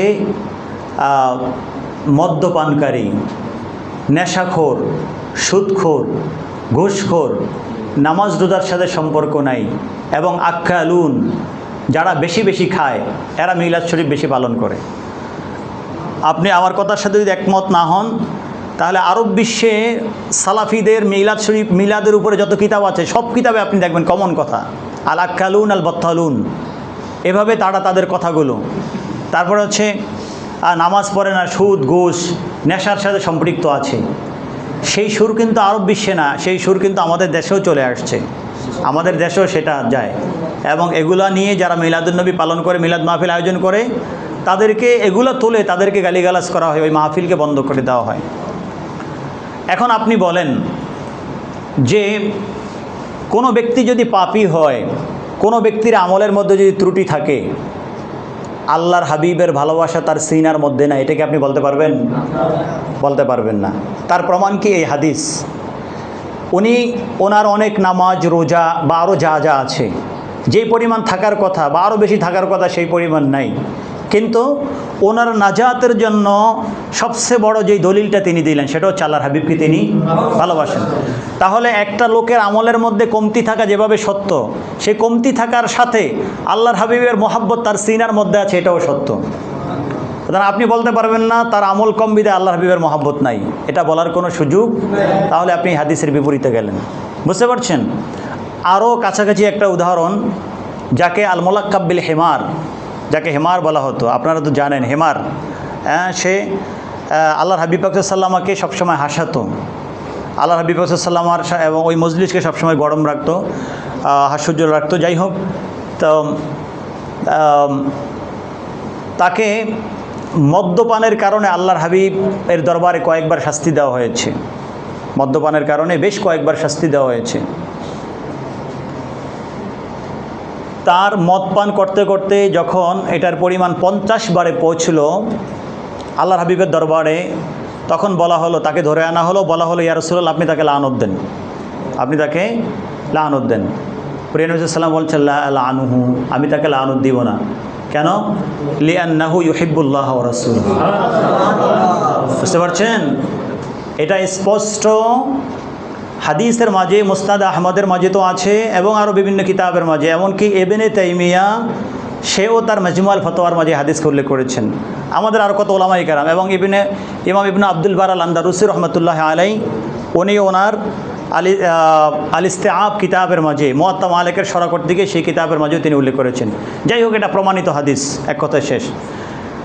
এই লোককে আপনার মদ্যপানের জন্য তাকে শাস্তি দেওয়া হয়েছে। কি পরিমাণ মদ্যপান সে করে, যার কারণে সাহাবায়ে কেরাম বিরক্ত হয়ে আল্লাহর হাবিবের দরবারে এনে তাকে বলছেন, ইয়া রাসূলুল্লাহ, তাকে আপনি লানত করে শেষ করে দেন। এইরকম একজন মদউদির ব্যাপারে আল্লাহর হাবিব বলেছেন তাকে লানত করব না, কারণ সে আল্লাহ রাসূলকে ভালোবাসে। বুঝতে পারছেন? তাহলে তাকে আযাব থেকে, শাস্তি থেকে বাঁচানোর জন্য এখানে অন্য কোনো উসিলা নাই, একটাই উসিলা, আল্লাহর হাবিবের প্রেম তার অন্তরে আছে। সুতরাং আপনি যে বলেন, আরে এরা দাবি করে আশিকে রাসূল, নামাজ পড়ে না, তারপরে হচ্ছে এটা করে না সেটা করে না, এই আকাম কুকাম করে, দাবি করে আশিকে রাসূল, মিলাদুন্নবী পালন করে। আপনার কথাই ধরলাম, সে আকাম কুকাম করে, নামাজ পড়ে না, সব করে না, কিন্তু ওটাকে কেন্দ্র করে সে যে একটা ভালো কাজ করছে, ঈদ মিলাদুন্নবী উদযাপন করছে, এটাকে কি আপনি আঘাত করতে পারবেন এবং বলতে পারবেন সে তার মধ্যে ভণ্ডামি আছে, আল্লাহর হাবিবের মহব্বত নাই? এটা আপনি পারবেন না, কারণ তার সিনার মধ্যে কি আছে এটা আপনি জানেন না। বুঝতে পারছেন? এই হাদিসগুলো জানবেন এবং মানুষের কাছে পৌঁছিয়ে দিবেন। বরং মিলাদুন্নবী উদযাপন এটাই তাকে তার যাবতীয় পাপ থেকে ন্যায়ের পথে নিয়ে আসবে। এবং এরকম হাজার প্রমাণ যারা মিলাদুন্নবী সাল্লাল্লাহু আলাইহি ওয়াসাল্লাম উদযাপন করেছেন, আপনারা এগুলো পড়বেন, কিতাবে পাবেন। আমার কিতাবগুলো যদি আপনাদের কাছে থাকে তাহলে তো আছে, নচেত এগুলো সংগ্রহ করে নেবেন। আমরা চেষ্টা করেছিলাম এগুলো বিস্তারিত হেকায়া, কাসাস সহ এবং দলিল আদিল্লা সহ, যেটা ইসলামিক ফাউন্ডেশন থেকে তাহরিরুল কালাম, আমার কাছে এখন নুসখা নাই, তাহরিরুল কালাম ফিল মাউলিদ ওয়াল কিয়াম, এটার মাঝে আমরা চেষ্টা করেছি প্রায় 350 পেজে আলোচনাগুলো, এবং সেখানে আমরা প্রায় 60টার উপরে আমাদের বাংলাদেশি বাহিরদের বিভিন্ন সভাত ঈদ মিলাদুন্নবী সাল্লাল্লাহু নিয়ে এগুলো দালিল ভিত্তিক বিস্তারিত জবাব দিতে, এবং আল কাউলুত তামাম এটার মাঝেও পাবেন, আমাদের ওলামায়ে কেরামরা তো লিখেছেন, আমাদের আল্লামা মুফতি ওসির রহমান হুজুরের ওনার যে মিলাদ শরীফের উপরের কিতাব, আপনারা সেই কিতাবও অত্যন্ত চমৎকারভাবে তিনি কিতাবটা রচনা করেছেন, দারুল কুতুবুল ইলমিয়া থেকে ছাপানো হয়েছে। এভাবে আরও যা আছে এগুলো আপনারা পড়বেন, বুঝতে পারছেন? আপনারা পড়বেন, তাহলে পড়লে আরও বেশি জানবেন। দেখবেন কাউকে গালিগালাজ করা দরকার নেই, আপনি এলেম দিয়ে আপনি যে জবাব দিবেন এলমান কোরআন হাদিস থেকে, এই জবাবই সকলের জন্য যথেষ্ট। আল্লাহ যেন সকলকে বুঝার তৌফিক দান করেন, আল্লাহুম্মা আমিন। আমাদের সারাংশ হচ্ছে একজন পাপীর অন্তরেও আল্লাহ রাসূলের মহব্বত আছে, বুঝতে পারছেন? এই মহব্বতেই তাকে নাজাত দিবে এবং এই মহব্বত তাকে পাপের পথ থেকে সুন্নাহের পথে, পাপের পথ থেকে ন্যায়ের পথে এই মহব্বত তাকে নিয়ে আসবে। আর আলমারউ মা মান আহাব্বা, এখানে আসি এবং সলে পার্থক্য করা হয় নাই। এখানে কে সলে কে তলে পার্থক্য করা হয় নাই, কে নেককার কে গুনাহগার এখানে পার্থক্য করা আল্লাহর হাবিব একসাথে বলে দিয়েছেন, আলমারউ মা মান আহাব্বা, তোমার হাসর তার সাথে হবে তুমি যাকে ভালোবাসো। আমরা আহলে বাইতে রসুলকে ভালোবাসি, আউলিয়া কেরামদেরকে ভালোবাসি, সর্বোপরি আল্লাহর হাবিবকে ভালোবাসি। ইনশাআল্লাহ তাআলা আমাদের হাসর নসর তাদের সাথে হবে ইনশাআল্লাহ তাআলা। এবং আল্লাহ বলেছেন ওয়াহাসুনা উলাইকা রফিকা, তাদের সঙ্গ এটা কতই না উত্তম। ইনশাআল্লাহ আমরা সেটার দাবি করতে পারি, আর যদি দাবির আহাল না হই, আল্লাহ যেন শেফা শরীফের বরকত আমাদেরকে সেটার আহাল বানিয়ে দেন, আল্লাহুম্মা আমিন। ওয়ারাওয়া হাদা লাফজ আন নবী সাল্লাল্লাহু আলাইহি ওয়া আলিহি ওয়াসাল্লাম আব্দুল্লাহ ইবনে মাসউদ ওয়া আবু মুসা ওয়া আনাস। এই জাতীয় শব্দ আলমারউ মা মান আহাব্বা, এই হাদিসটি এটা আব্দুল্লাহ ইবনে মাসউদুল্লাহ তাআলা থেকে এই জাতীয় বর্ণনা আছে, আবু মুসা রাদিয়াল্লাহু তাআলা থেকে এবং সাইয়েদনা আনাস রাদিয়াল্লাহু তাআলা থেকে এই জাতীয় বর্ণনা রয়েছে। আর একটু আগের বর্ণনাটি হযরত সফওয়ান বিন কুদামা রাদিয়াল্লাহু তাআলা থেকে আমরা পেয়েছি। তারপর দেখেন ওয়ান আলী রাদিয়াল্লাহু তাআলা আনহু আন্না নবী সাল্লাল্লাহু আলাইহি ওয়া আলিহি ওয়াসাল্লাম আখাযা বিয়াদি হাসানিন ওয়া হুসাইনিন ফাকালা মান আহাব্বানি ওয়া আহাব্বা হাদাইনি ওয়া আবাহুমা ওয়া উম্মাহুমা কানা মাই ফি দারাজাতি ইয়াউমাল কিয়ামাতি। যে প্রিয় নবী সাল্লাল্লাহু আলাইহি ওয়াসাল্লাম ওনাদের হাত ধরলেন, এই যে হাত ধরা আল্লাহ নবী সাল্লাল্লাহু আলাইহি ওয়াসাল্লাম হাসান হোসেন রাদিয়াল্লাহু তাআলা আনহুমার হাত ধরলেন এবং বললেন মান আহাব্বানি, যে আমাকে ভালোবাসবে, এবং এই দুইজনকে হাসানাইন কারিমাইনকে ভালোবাসবে, ও আবাহুমা এবং ফাতেমাতুজ জাহরা রাদিয়াল্লাহু আনহা আলাইহিস সালাম এবং হযরত মাওলা আলী শায়র খোদাকে ভালোবাসবে। হলো তো না, কানা মাই ফি দারাজাতি ইয়াউমাল কিয়ামা, তাহলে কিয়ামতে সে আমার দরজায় থাকবে। আমার দরজায় মানে কি, অর্থাৎ আমার সাথে তার কিয়ামত হবে, আমার সাথে তার কিয়ামত হবে। তো আপনি দেখেন না এখানে অন্য কিছুর কথা কেন আনলো না? এখানে কোনো নামাজের এবাদতের প্রশ্ন নাই, এবাদত অবশ্যই, এবাদতকে খাটো করা হচ্ছে না, কিন্তু আল্লাহর হাবিবের মাইয়াতের জন্য এখানে কি উল্লেখ করা হলো? আল্লাহর হাবিবের মাইয়াতের জন্য এবং হাসরে নসরে আল্লাহর হাবিবের মাইয়াতের জন্য এখানে মোহাব্বা উল্লেখ করা হলো। কারণ কি? কারণ মোহাব্বা থাকলে আপনি আবাদতে আসবেন, মোহাব্বা না থাকলে আপনি তো আবাদতেই আসবেন না। এই জন্য আলা লা ঈমানা লিমান লা মুহাব্বাতা লাহু, এই জন্য যার মোহাব্বত নাই তার ঈমান নাই। মোহাব্বত হচ্ছে সবচেয়ে মূল। এই জন্য দেখবেন যারা আল্লাহ রাসূলের বেশি কাছে, তাদের মোহাব্বত অন্তরের মাঝে অনেক বেশি রয়েছে। কানা মাই ফি দারাজাতি ইয়াউমাল কিয়ামাতি, আল্লাহর হাবিবের ভালোবাসা, আহলে বাইত আতহারের ভালোবাসা যাদের অন্তরের মধ্যে থাকবে, আল্লাহ হাবিব পাক সাল্লাল্লাহু আলাইহি ওয়াসাল্লাম বলেছেন তাদের হাসর হবে আল্লাহ হাবিব সাল্লাল্লাহু আলাইহি ওয়াসাল্লামের সাথে, প্রিয় নবী সাল্লাল্লাহু আলাইহি ওয়াসাল্লামের সাথে। আল্লাহুম্মা শাহাদ নাহনু নুহিব্বু হাবিবাকা সাল্লাল্লাহু আলাইহি ওয়াসাল্লাম ওয়া আহলে বাইত নবিয়িকা সাল্লাল্লাহু আলাইহি ওয়া আলিহি ওয়াসাল্লাম। ওয়ারুবিয়া আন্না রাজুলান আতান নবিয়্য সাল্লাল্লাহু আলাইহি ওয়া আলিহি ওয়াসাল্লাম, এক ব্যক্তি প্রিয় নবী সাল্লাল্লাহু আলাইহি ওয়াসাল্লামের দরবারে রিসালাত আগমন করলেন। ফাকালা ইয়া রাসূলুল্লাহ সাল্লাল্লাহু আলাইহি ওয়াসাল্লাম লা আনতা আহাব্বু ইলাইয়া মিন আহলি ওয়া মালি, আমার আহাল এবং আমার মাল সব কিছু থেকে আপনি আমার কাছে বেশি প্রিয়। ওয়া ইন্নী লা আযকুরুকা ফামা আসবিরু হাত্তা আজিয়া ফানজুর ইলাইকা ইয়া রাসূলুল্লাহ। ইয়া আল্লাহ, দেখেন যে আমি তো আমার আহালের মাঝে থাকি, আমার আহাল মাল সব তো আছে, কিন্তু আমার যখন আপনার কথা মনে হয়, আমি আপনার কাছে আসা ছাড়া আমি স্থির থাকতে পারি না, আমি নিজেকে আটকিয়ে রাখতে পারি না। যেখানেই আমি অবস্থান করি ওই জায়গায় যদি আপনার কথা আমার মনে হয়, আমি নিজেকে বেঁধে রাখতে পারি না, আটকিয়ে রাখতে পারি না, হাত্তা আজিয়া ফানজুরা ইলাইকা, যতক্ষণ পর্যন্ত আপনার কদম মোবারকে এসে আপনার নূরানি চেহারা না দেখব, ততক্ষণ পর্যন্ত আমি নিজেকে আটকিয়ে রাখতে পারি না, বেঁধে রাখতে পারি না। সুবহানাল্লাহ, সুবহানাল্লাহ। চিন্তা করতে পারছেন? তা এটা তো হচ্ছে সাহাবায়ে কেরাম, আল্লাহর হাবিবকে আল্লাহর হাবিবের হায়াতে পেয়েছেন। এখন এরপরে যারা আসছেন তারা আল্লাহর হাবিবকে কোথায় পাবে? এই জন্য প্রিয় নবী সাল্লাল্লাহু আলাইহি ওয়াসাল্লাম বলেছেন, ইন্নী উহিব্বু ইখওয়ানি, যে আমি আমার ভাইদেরকে মহাব্বত করি। আবার অন্য হাদিসে আমি আমার ভাইদেরকে মিস করি, তাদের আশতাক ইলাইহিম, আমি তাদের প্রতি মুশতাক, তাদের প্রতি আমি আবেগী হয়ে আছি। সাহাবায়ে কেরাম বললেন, ইয়া রাসূলুল্লাহ, আমরা কি আপনার ভাই না? ভাই বলতে অর্থাৎ আপনার আসহাব না, এখানে মহাব্বতের ডাক দিয়েছেন। আবার ওদিকে যায়েন না, আল্লাহ নবী সাল্লাল্লাহু আলাইহি ওয়াসাল্লাম বড় ভাইয়ের মতো বলে, আউযুবিল্লাহ। যাই হোক, তখন প্রিয় নবী সাল্লাল্লাহু আলাইহি ওয়াসাল্লাম আপনাদের কথা বলেছেন, যে যারা আল্লাহর হাবিব সাল্লাল্লাহু আলাইহি ওয়াসাল্লামের আলোচনা শুনলে যাদের চোখ দিয়ে পানি আসবে, যারা আল্লাহর হাবিবের দিদার কামনা করবেন, আল্লাহর হাবিবের দিদার পাওয়ার জন্য, প্রিয় নবী সাল্লাল্লাহু আলাইহি ওয়াসাল্লাম এই হাদিসের মধ্যে বলেছেন যে তারা আমার দিদার পাওয়ার জন্য তারা তাদের ধন সম্পত্তি সব কিছু ব্যয় করে দেবে, পৃথিবীর সব কিছু। আহাব্বা ইলাইহিম মিম্মা আলিহি, যে তাদের কাছে ধন সম্পদ সব কিছু থেকে, আহাব্বা ইলাইহি মিম্মা আলিহি, সব কিছু থেকে তার আমার দিদার তার কাছে শ্রেয় হবে।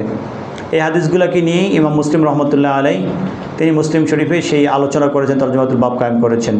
তো সাহাবী বলছেন, ইন্নী লা আযকুরুকা, আমি যখন আপনার কথা মনে করি, ফামা আসবারু, আমি আর থাকতে পারি না, নিজেকে বেঁধে রাখতে পারি না, হাত্তা আজিয়া, আপনার কাছে আসা পর্যন্ত, ফানজুরা ইলাইকা, যে আমি কখন আপনার কাছে ছুটে আসব, ছুটে এসে আপনার চেহারা আনোয়ারের দিকে আমি একটু তাকাবো, আমি সেটার জন্য ছটফট করি। যেমনটা হযরতে আবু বকর সিদ্দিক রাদিয়াল্লাহু তাআলা আনহু, যেটা নাহজুল বালাগার মাঝে এবং আর অন্যান্য রেফারেন্স কিতাবের মাঝে তিনি হুব্বিবা ইলাইয়া মিন দুনিয়াকুম সালাতুন, তারপরে তিনি ওনার আলোচনাগুলো করেছেন। ফানজুরা ইলাইকা ওয়া ইন্নী যাকারতু মাউতি ওয়া মাউতাকা, আমি আমার দুনিয়া থেকে চলে যাওয়া এবং আপনার দুনিয়া থেকে পর্দা করা, আমি দুইটাকেই স্মরণ করি। ওয়া ইন্নী যাকারতু মাউতি ওয়া মাউতাকা ফাআরাফতু আন্নাকা ইযা দাখালতাল জান্নাতা রুফিয়া মা'আন নাবিয়্যিন ওয়া ইন দাখালতুহা লা আরাকা। সুবহানাল্লাহ। দেখেন আশিকদের চিন্তা চেতনা। আমি চিন্তা করি আমিও দুনিয়া থেকে চলে যাব, আপনি যখন যাবেন দুনিয়াতে আপনাকে দেখতে পাচ্ছি, কিন্তু আপনি যখন দুনিয়া থেকে পর্দা করবেন তা আমি আপনাকে জান্নাতে কোথায় খুঁজে পাবো? আপনি তো নবীদের কাছে কাতারে থাকবেন, আর আমার তো কোথায় থাকবো আমি, আমার তো পাত্রও থাকবে না, তখন আমি আপনাকে কোথায় খুঁজে পাবো? সুবহানাল্লাহ। দেখছেন আশিকরা আল্লাহর হাবিবকে কীভাবে খুঁজছেন, চিন্তা চেতনায় সব কিছুর মাঝে। ফাআরাফতু আন্নাকা ইযা দাখালতাল জান্নাতা রুফিতা মা'আল আম্বিয়া ওয়া ইন দাখালতুহা লা আরাকা ফাআনজালাল্লাহু তাবারাকা ওয়া তাআলা আউযু বিল্লাহি মিনাশ শাইতানির রাজীম ওয়া মান ইউতিইল্লাহা ওয়ার রাসূলা ফাউলাইকা মা'আল্লাযীনা আন'আমা আল্লাহু আলাইহিম মিনান নাবিয়্যিন ওয়াস সিদ্দীকিন ওয়াশ শুহাদা ওয়াস সালিহিন ওয়া হাসুনা উলাইকা ইন্নাকা মা'a মান আহবাবতা। আল্লাহর হাবিব ফি দারাজাতিন নবিয়্যিন থাকবেন, সবই ঠিক আছে, বরং ফি আ'লা দারাজাতিন নবিয়্যিন, আল্লাহর হাবিব সর্বোচ্চ দরজায় থাকবেন, সবটাই ঠিক আছে, কিন্তু আল্লাহর হাবিব তার উম্মতের মাইয়াও দিবেন। উম্মত আল্লাহর হাবিবকে সব দরজায় খুঁজে পাবেন, দরজাতুল আম্বিয়াতেও খুঁজে পাবেন, সব জায়গায় আল্লাহর হাবিবের উম্মত আল্লাহর হাবিবকে খুঁজে পাবেন। আল্লাহর হাবিবের সাথে উম্মতের সাথে বারবার সাক্ষাৎ হবে ইনশাআল্লাহু তাআলা।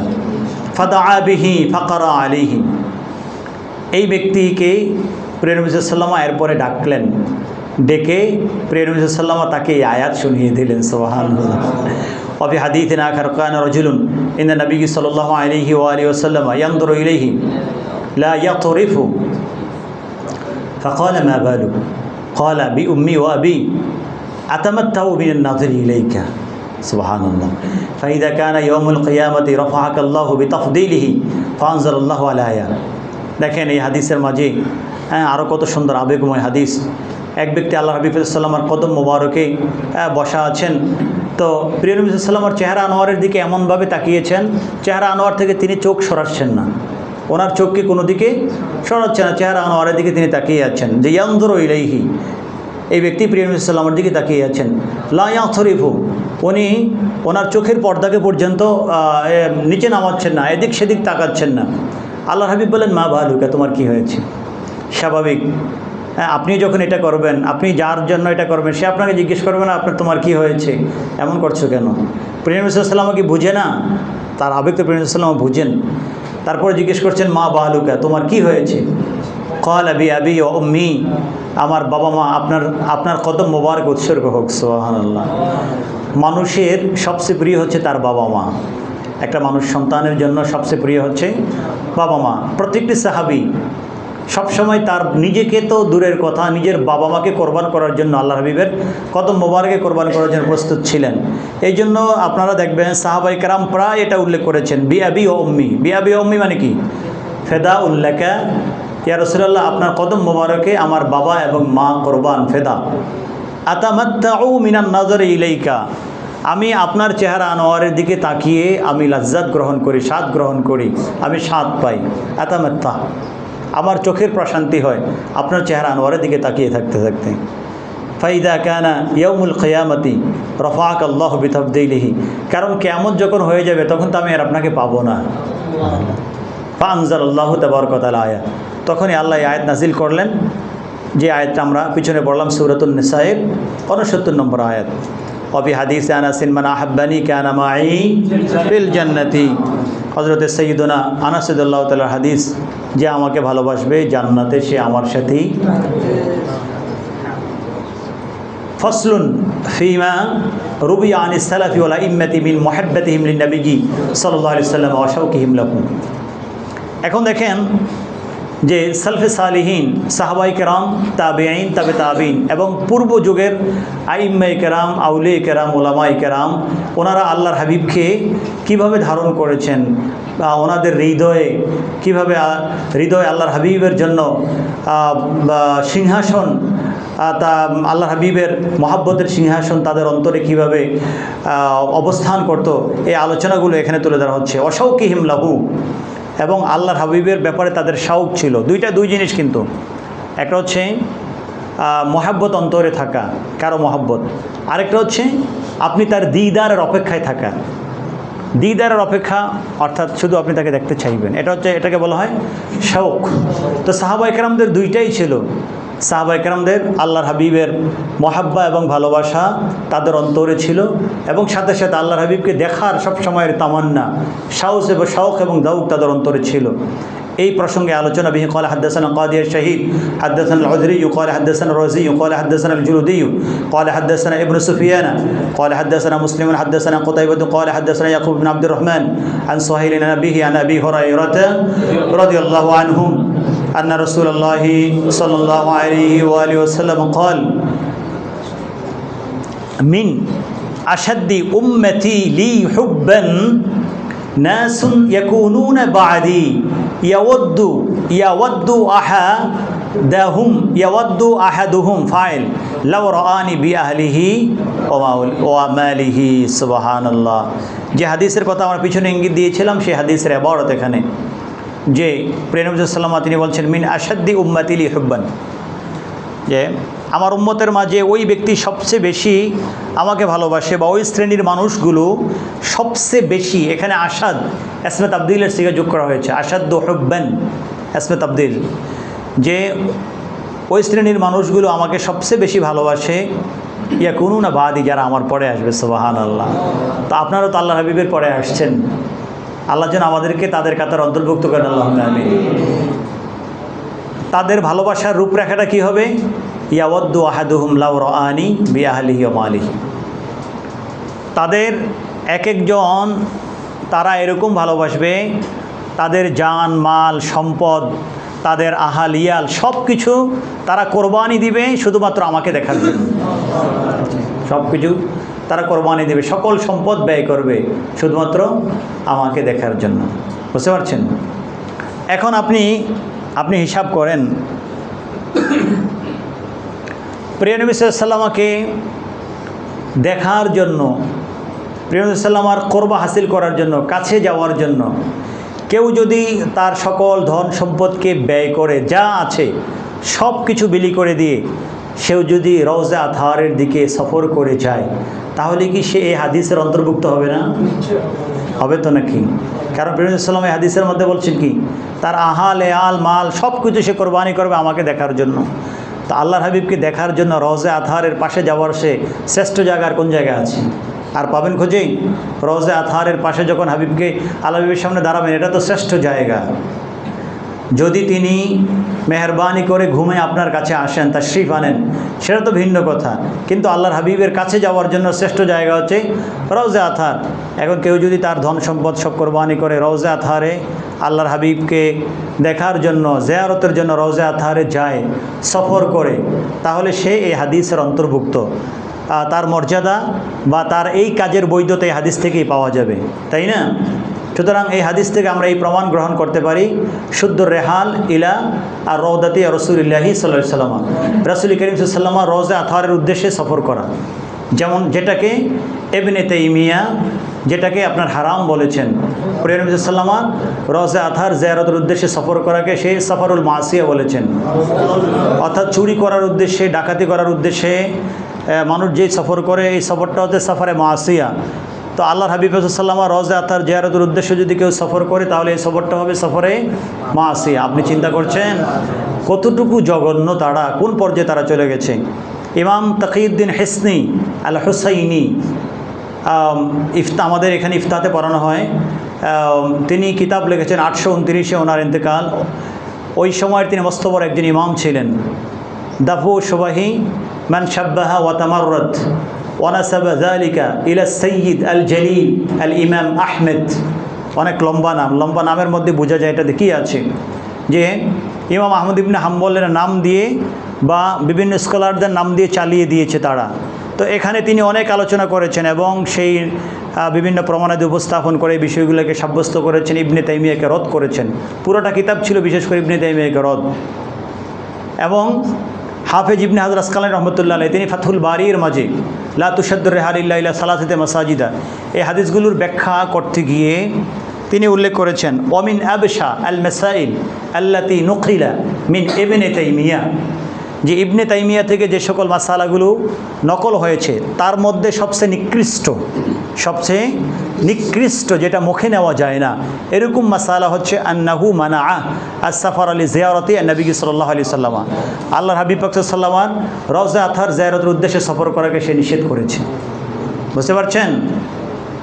আপনি যেদিকেই যাবেন ইবনে তাইমিয়াকে আপনি গোসল দিয়ে পবিত্র করার মতো কিছু নাই। আজহারের উলামায়ে কেরাম এবং যুগযুগদের উলামায়ে কেরাম তার ব্যাপারে বলছেন যে জাদা আখল ইলমুহু আকলাহুম, জাদা ইলমুহু আকলাহুম, তার এলেম তার আকলের চেয়ে বেড়ে গেছে। তা এলেম যখন আকলের চেয়ে বেড়ে যায় তখন আকলের নিয়ন্ত্রণ ক্ষমতা কমে যায়, যার কারণে বকবক করে। ইবনে তাইমিয়ার জীবনে তেমনটাই হয়েছে। ইবনে তাইমিয়া বাহরুল আউলুম ছিলেন নিঃসন্দেহে, সে আল্লাহ তাকে যথেষ্ট এলেম দান করেছেন, কিন্তু এলেম তাকে তার দ্বারা এই এলেমটা গোস্তাখে রসুলের দিকে, আলে বাইতে রসুলের দুশ্মনের দিকে সে কাজে লাগিয়েছে। বিভিন্ন ভালো ভালো খেদমত তার আছে, পাশাপাশি আল্লাহ হাবিবের সাথে গোস্তাখি এবং আলে বাইতে রসুলের সাথে দুশ্মনী, এগুলাই ছিল বেশি, যার কারণে বর্তমানে সারা পৃথিবীতে যাদেরকে দেখবেন দুশ্মন রসুল যারা, আওলাদের রসুল আহলে বাইতে রসুলের দুশ্মন যারা, দেখবেন যে তাদের একমাত্র মুস্তানাদ বা সবচেয়ে বড় দলিল হচ্ছে ইবনে তাইমিয়া। আমি আপনাদেরকে প্রায় সময় বলি, শেখ সাইদ মামদুহ যে মিশরের মস্ত বড় একজন শেখুল হাদিস এবং বড় মফের একজন স্কলার, আখতা ইবনে তাইমিয়া ফি হাক্কি রাসূলিল্লাহি ওয়া আহলি বাইতিহি, এত বড় একটা কিতাব তিনি রচনা করেছেন। এই কিতাবটা আপনারা নেট থেকে ডাউনলোড করবেন অথবা কিনে নেবেন, যারা আজহারি আছে তাদের মাধ্যমে আনাবেন বা আপনারা সংগ্রহ করবেন। আখতা ইবনে তাইমিয়া ফি হাক্কি রাসূলিল্লাহি ওয়া আহলি বাইতিহি, এই কিতাবের মাঝে তিনি দলিল দিয়ে, কিতাবের পৃষ্ঠা নম্বর দিয়ে তুলে ধরেছেন কোন জায়গায় বলেছে এবং এটার রদ কী, সব কিছু স্পষ্ট তুলে ধরেছেন যে তারা কত বড় আল্লাহর হাবিবের দুশ্মন ছিল, প্রিয় নবী সাল্লাল্লাহু আলাইহি ওয়াসাল্লামের দুশ্মনী দিতে তারা কীভাবে তাদের জীবনটাকে পার করেছে। তো যাই হোক, ইমাম তাকিউদ্দিন হিসনি রহমতুল্লাহ আলাইহি তিনি ওনার এই কিতাবের মাঝে এই বিষয়টাকে তুলে ধরেছেন যে ইবনে তাইমিয়া প্রিয় নবী সাল্লাল্লাহু আলাইহি ওয়াসাল্লাম রওজা আতহার জিয়ারতের উদ্দেশ্যে সফর করাকে সফরুল মাসিয়া বলেছেন। তো সফরুল মাসিয়া যদি হয় তখন এক দলের ফতুয়া, কারো ফতুয়া হচ্ছে সফরুল মাসিয়া হলে আপনার আর রুখসত নাই, মানে নামাজের কসর নাই, কারণ কসর আসছে আপনার কাছে রহমত হিসাবে, কসর আসছে কি হিসাবে? রহমত হিসাবে। তো কসর এটা যেহেতু রহমত হিসাবে আসছে, এই জন্য যেই সফরটা মাসিয়তের ওই সফরের মধ্যে কসর নাই, যদিও এটা আপনার প্রতিষ্ঠিত ফতোয়া না। হানাফি, মালিকি, হাম্বলি সকলের ফতোয়া সফরটা ভালো কাজে হোক খারাপ কাজে হোক, যদি সফর প্রমাণিত হয় তখন নামাজ কি হয়ে যাবে? কসর হয়ে যাবে। কসর পড়া ওয়াজিব, কসর পড়তে হবে। কিন্তু সে এত কঠোর এবং এত বড় গোস্তা, সে বলেছে এই সফরটা মাসিয়া। আর যেহেতু এই সফরটা মাসিয়া, এই জন্য আল্লাহর হাবিবের রোজে আথার জিয়ারতের উদ্দেশ্যে যে ব্যক্তি সফর করবে, ওই সফরের মাঝখানে নামাজে সে কসরও করতে পারবে না। কত বড় দুশ্মনী করতে পারে! আপনারা কিতাব মিলিয়ে দেখেন, এগুলো যেভাবে কিতাবের কথা আমাদের উস্তাদরা আমাদেরকে এভাবেই বলেছেন। আল্লাহ এদের থেকে আমাদেরকে হেফাজত করুন, আল্লাহুম্মা আমিন। তো যাই হোক, তাহলে আমরা এই হাদিস থেকে এটাও পাই যে সে তার জান মাল সব কিছু কোরবান করবে আমাকে দেখার জন্য। ওয়ামিসলুহু আন আবি দাররিন রাদিয়াল্লাহু তাআলা আনহু তাকদ্দামা হাদিস ওমর, প্রিয়সাল্লামার ওমর রাদিয়াল্লাহু তাআলার হাদিস, আল্লাহর হাবিবকে কীভাবে তিনি দেখতে চেয়েছেন, মোহাব্বত কীভাবে করেছেন। লা আনতা হাব্বু ইলাইয়া মিন কুল্লি শাইইন হাত্তা মিন নাফসি, একটু আগে যেটা গেল। ওয়াকাউলুহু লিন-নবী সাল্লাল্লাহু আলাইহি ওয়াসাল্লাম লা আনতা আহাব্বু ইলাইয়া মিন নাফসি ওয়া মা তাকাদ্দামা আনিস সাহাবাতি ফি মিসলিহি, পিছনের বিভিন্ন পেজে বিভিন্ন অধ্যায়ে সাহাবায়ে কেরামদের বিভিন্ন যাউক শওক এভাবে চলে গেছে, আমরা এগুলো পড়ব। তারপর দেখেন ওয়ান সাইয়্যিদিনা আমরিন ইবনুল আস রাদিয়াল্লাহু তাআলা আনহু মা কানা আহাদুন আহাব্বা ইলাইয়া মিন রাসূলিল্লাহি সাল্লাল্লাহু আলাইহি ওয়াসাল্লাম। সাইয়েদনা আমর ইবনে আস রাদিয়াল্লাহু তাআলা আনহু, যাকে ফাতিহ মিসর বলা হয়, সাইয়েদনা আব্দুল্লাহ ইবনে আমর ইবনুল আস, ফাতিহ মিসর হচ্ছেন সাইয়েদনা আব্দুল্লাহ ইবনে আমর ইবনুল আস। তো আমর ইবনে আস রাদিয়াল্লাহু তাআলা তিনি বলছেন যে মা কানা আহাদুন আহাব্বা ইলাইয়া মিন রাসূলিল্লাহি সাল্লাল্লাহু আলাইহি ওয়াসাল্লাম, আল্লাহর হাবিবের চেয়ে সবচেয়ে প্রিয় আমার কাছে আর কেউ, আল্লাহর হাবিবের চেয়ে প্রিয় আমার কাছে আর কেউ ছিলেন না। সুবহানাল্লাহ। ওয়ান আবদাতা বিনতে খালিদিন ইবনে মাদানা ক্বালাত মা কানা খালিদুন, খালিদ মানে খালিদ বিন মাদান, উনি বিশ্ববিখ্যাত একজন তাবী ছিলেন, খালিদ বিন, এবং ওনারা হচ্ছেন শাম দেশের তাবী, বিশ্ববিখ্যাত তাবী ছিলেন। ওনাদের ক্ষেত্রে বিশুদ্ধভাবে প্রমাণিত, যেগুলোকে ইমাম হজ্জাতুল ইসলাম গজালি রহমতুল্লাহ আলাইহি উলুমুদ্দিন কৌতুল কুলুবের মাঝে ইমাম আবু তালিব মাক্কি রহমতুল্লাহ আলাইহি, এবং আপনার যারাই মেরকাতুল মাফাতি এবং বিভিন্ন কিতাব যারা লিখেছেন লাইলাতুন নিসফি মিন শাবানের ব্যাপারে, ঠিক আছে, হাফেজ ইবনে রাজব হাম্বলি রহমতুল্লাহ আলাইহি ওনার লতাইফুল মাআরিফ ফিল মাওয়াসিম মিনাল ওযাইফ, শেখ আব্দুল হক মুহাদ্দিস দেহলভী রহমতুল্লাহ আলাইহি মা সাবাতা মিনাস সুন্নাহ ফি আইয়ামিস সানা, আরও যারা লিখেছেন অনেক কিতাবের রেফারেন্স আছে। ওনারা সকলেই খালিদ বিন মাদান সহ আরও অনেক বিশ্ববিখ্যাত তাবীদের রেফারেন্স দিয়ে ওনারা বলেছেন যে ওনারা আপনার সলাতুল খাইর নামে লাইলাতুন নিসফি মিন শাবানে 100 রাকাত নামাজ পড়তেন। এটার নাম ছিল সলাতু খাইর। কেউ পড়তেন জমাতে, কেউ পড়তেন একা, বুঝতে পারছেন? জমাতও সাব্যস্ত আছে, একাও সাব্যস্ত আছে। আমি যে রেফারেন্সগুলো দিলাম আপনারা সেখানে গিয়ে মিলিয়ে নিয়েন। তারপরে ইয়াতাবাখতারুনা ওয়ায়াতাযায়্যানুনা ওয়ায়াতাতায়্যাবুনা ওয়ায়াগতাসিলুনা, এগুলো ওনাদের থেকে আসছে, বাংলাদেশি বা সুফিদের এগুলো বানানো না। যে ওনারা যখন সবে বরাত এই বরকতময় রজনীগুলো আসতো, ওনারা আপনার ঘরকে ওই মজলিসকে বুখুর দিতেন, মানে আতর দিয়ে ওই বুখুর জ্বালিয়ে, অর্থাৎ আতর জ্বালিয়ে, আপনারা বুখুর চিনেন না, এটা জ্বালিয়ে পুরা ঘরকে সুগন্ধিযুক্ত করতেন, নিজেরা ভালো পোশাক পরিধান করতেন, গোসল করতেন, তৈল দিতেন, তারপরে আতর ব্যবহার করতেন। এভাবে অনেক সুন্দর করে ওই রাত্রিকে ওনারা উদযাপন করতেন, ওই প্লেসকে সাজাতেন। এগুলো সেই 1200-1300 বছর আগের আমল। সুতরাং বর্তমানে লাইটিং করা, প্লেস সাজানো, এগুলা বর্তমানে কিছু না, এগুলো আগ থেকে আছে। আমি বলি কি, আমাকে কেউ জিজ্ঞেস করলে যে এই যে মাহফিলে লাইটিং করা, মিলাদুন্নবীতে, তারপরে বিভিন্ন মাহফিলে লাইটিং করার ব্যাপারে, এগুলো তো ইসরাফ বেদাত, তখন আমি তাদেরকে বলি আপনারা সূরাতুল মুলক পড়ছেন? সূরাতুল মুলকে আল্লাহ কী বলেছেন? ওয়ালাকাদ যায়্যানা সামাআদ দুনিয়া বিমাসাবিহা, আল্লাহ দুনিয়ার আকাশকে লাইট দিয়ে সাজাইছেন। এটা হচ্ছে সুন্নতে এলাহি, বুঝতে পারছেন? আল্লাহ দুনিয়ার আকাশকে লাইট দিয়ে সাজাইছেন। সুতরাং আমরা এই মাহফিলগুলোকে যদি লাইট দিয়ে সাজাই, এটাকে আল্লাহ বেজার হবেন নাকি? কারণ আল্লাহ তো দলিল দিয়ে দিয়েছেন আমাদের কাছে। তো যাই হোক, আমাদের ওলামা এখানে আমরা তো দলিল দিয়েছেন 1000 বছর আগে। তো দেখেন, ওয়ান আবদাতা বিনতি খালিদিন ইবনে মাদান, সে খালিদ বিন মাদানের কথা আসলে আলোচনাগুলো বললাম, এগুলো আপনাদের কাজে লাগতে পারে।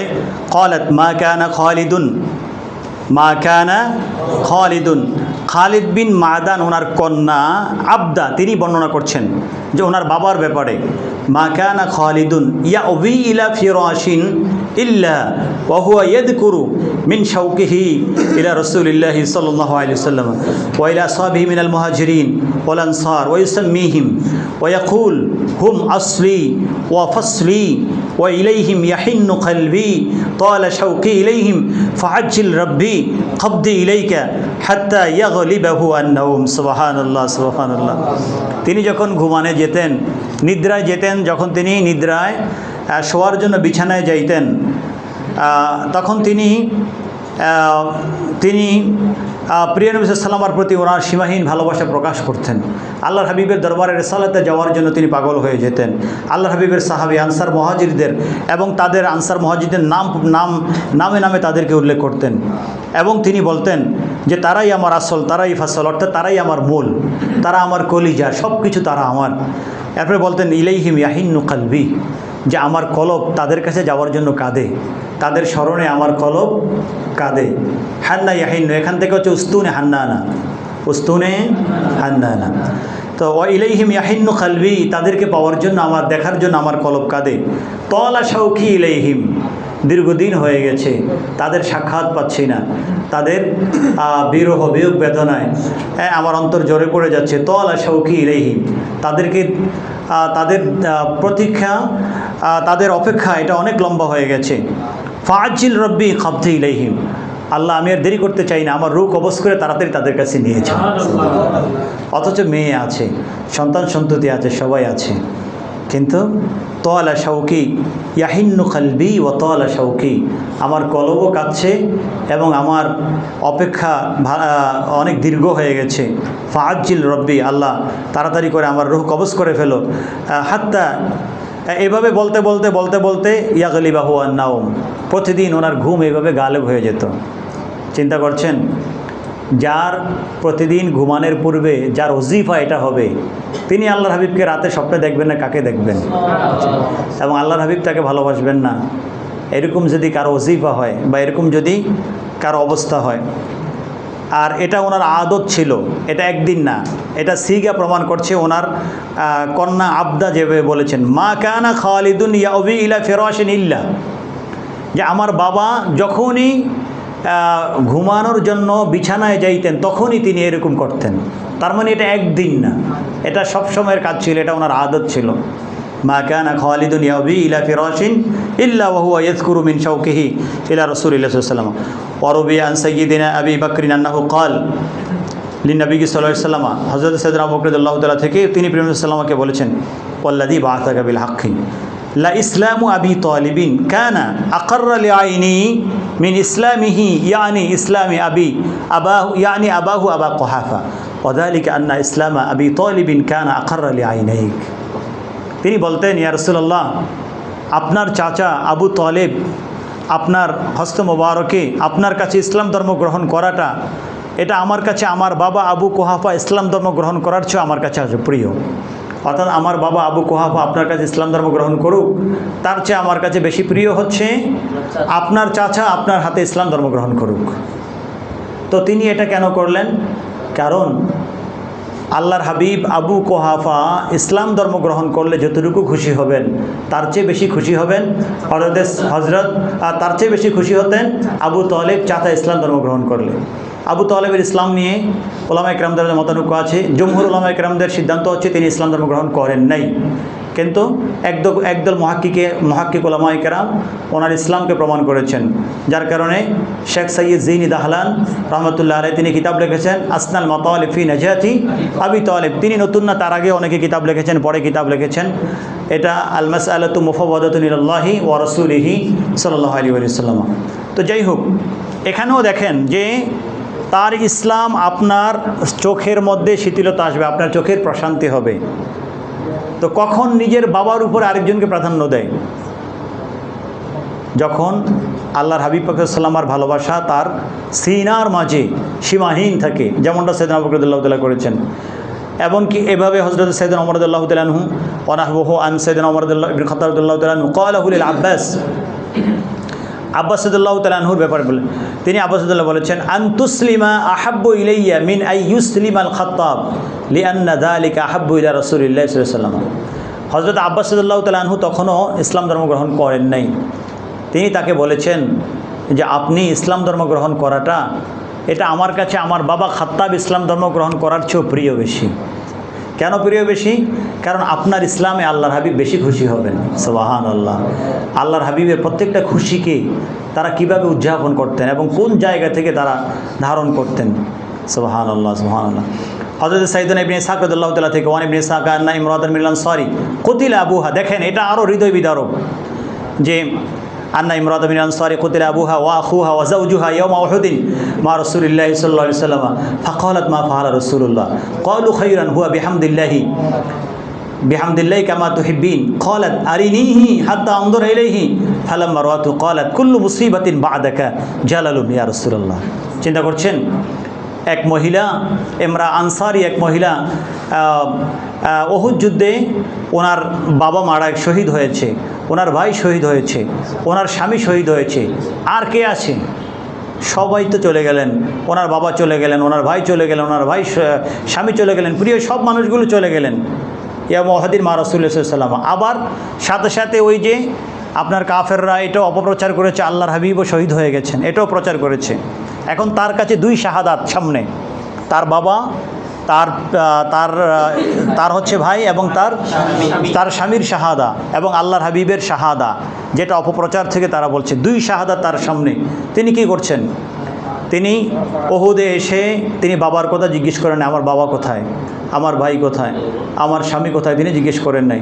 তিনি জিজ্ঞেস করছেন মা ফাআলা রাসূলুল্লাহ, আল্লাহ রসুলের কী অবস্থা।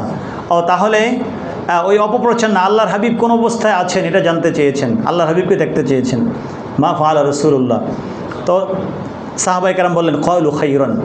এখনও বিশ্বাস হচ্ছে না আল্লাহর হাবিব যে ভালো অবস্থায় আছেন, এখনও কিন্তু তাদের খোঁজ করছে না, সন্তানের বাবা মা অন্যদের। ক্বালু খাইরান হুয়া বিহামদিল্লাহি কামা তুহিব্বিন। সুবহানাল্লাহ। আপনি যেভাবে ভালোবাসেন, তুমি যেভাবে ভালোবাসো, তিনি সেভাবে আছে, সুন্দর মতে আছে। না বললেন যে এটা হবে না, আরিনিহি, আমাকে দেখাও, আমি দেখতে চাই আসলে আল্লাহর হাবিব ভালো অবস্থা আছে কি না। হাত্তা আনজুর ইলাইহি, আমি দেখব, আমাকে দেখাও আল্লাহর হাবিবের কী অবস্থা। ফালাম্মা রাআতহু, যখন আল্লাহর হাবিবকে ভালো অবস্থায় দেখলো, ক্বালাত কুল্লু মুসিবাতিন বা'দাকা জালালুন ইয়া রাসূলুল্লাহ। ইয়া রাসূলুল্লাহ, আপনার পরে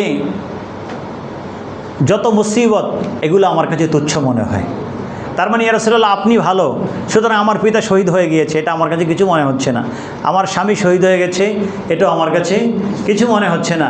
আমার ভাই শহীদ হয়ে গেছে, আমার কাছে কিছু মনে হচ্ছে না। আপনি ভালো আছেন। সুবহানাল্লাহ। চিন্তা করতে পারছেন প্রেম সাল্লামের প্রতি ভালোবাসা কোন পর্যায়ে ছিল তাদের। সুবহানাল্লাহ সুবহানাল্লাহ। যে হাত্তা আনজুরা ইলাইকা ফালাম্মা রাআতহু ক্বালাত কুল্লু মুসিবাতিন বা'দাকা জালালুন। সুবহানাল্লাহ সুবহানাল্লাহ সুবহানাল্লাহ। ফিদাকা আবি ওয়া উম্মি, ফিদাকা নাফসি ওয়া আবি ওয়া উম্মি ইয়া রাসূলুল্লাহ, ফিদাকা নাফসি ওয়া আবি ওয়া উম্মি ইয়া রাসূলুল্লাহ, ফিদাকা নাফসি ওয়া আবি ওয়া উম্মি ইয়া রাসূলুল্লাহ। আল্লাহুম্মা সাল্লি আলা সাইয়্যিদিনা মুহাম্মদ সাল্লাল্লাহু আলাইহি ওয়াসাল্লাম, আল্লাহুম্মা সাল্লি আলা সাইয়্যিদিনা মুহাম্মদ সাল্লাল্লাহু আলাইহি ওয়া সাল্লাম, আল্লাহুম্মা সাল্লি আলা সাইয়্যিদিনা মুহাম্মদ সাল্লাল্লাহু আলাইহি ওয়া সাল্লাম। আমরা আবার সামনের ক্লাস থেকে কন্টিনিউ করব। এর আগে একটু একটা লাইন পড়ি, পরের পেজে অথবা আপনাদের সেম পেজে হইতে পারে। দেখেন হযরত সাইয়্যিদুনা বেলাল রাদিয়াল্লাহু তাআলা আনহু, ওয়ালাম মাহতুদিরা বেলালুন, যখন বেলাল রাদিয়াল্লাহু তাআলা আনহুর ইন্তেকালের সময় হলো, ওফাতের সময় হলো, তখন নাদাত ইমরাতুহু, বেলাল রাদিয়াল্লাহু তাআলার স্ত্রী বেলাল রাদিয়াল্লাহু তাআলাকে ডাক দিলেন কিভাবে, ওয়া হুজনা ওয়া তরাবা, হ্যাঁ হায় আফসোস, চিন্তা। হ্যাঁ, এভাবে বেলাল রাদিয়াল্লাহু তাআলার স্ত্রী করতেছেন আর কি, আফসোস করতেছেন যে স্বামী চলে যাচ্ছে, অসুস্থতায় আছে। বেলাল রাদিয়াল্লাহু তাআলা কী বলছেন? বেলাল রাদিয়াল্লাহু তাআলা বলছেন ওয়া ফারহাতা গদান আলকাল আহিব্বা মুহাম্মাদান ওয়া হিসবা। এখানে পুনরাবৃত্তি নাই, বেলাল রাদিয়াল্লাহু তাআলা বলতেছেন ওয়া ফারহাতা, তুমি আফসোস করছো কিন্তু আমার তো আনন্দ। কারণ কি? গদান, আগামীকাল, আলকাল আহিব্বা, আমি আমার মহব্বতের মানুষের সাথে দেখা পাবো, করব। কে? মুহাম্মাদান ওয়া হিসবা সাল্লাল্লাহু আলাইহি সাল্লাম, রাসূল করিম সাল্লাল্লাহু আলাইহি ওয়াসাল্লাম এবং রাসূল পাক সাল্লাল্লাহু আলাইহি ওয়াসাল্লামের সঙ্গী সাথী আমার সাহাবীদের সাথে, ওনার সাহাবীদের সাথে আমার দেখা হবে, এটা হচ্ছে আমার আনন্দ। তো দেখেন, মানুষ যখন দুনিয়া থেকে পর্দা করে, পরিবারের ভালোবাসা, আত্মীয় স্বজনের ভালোবাসা, সে কিভাবে দুনিয়া থেকে যায়।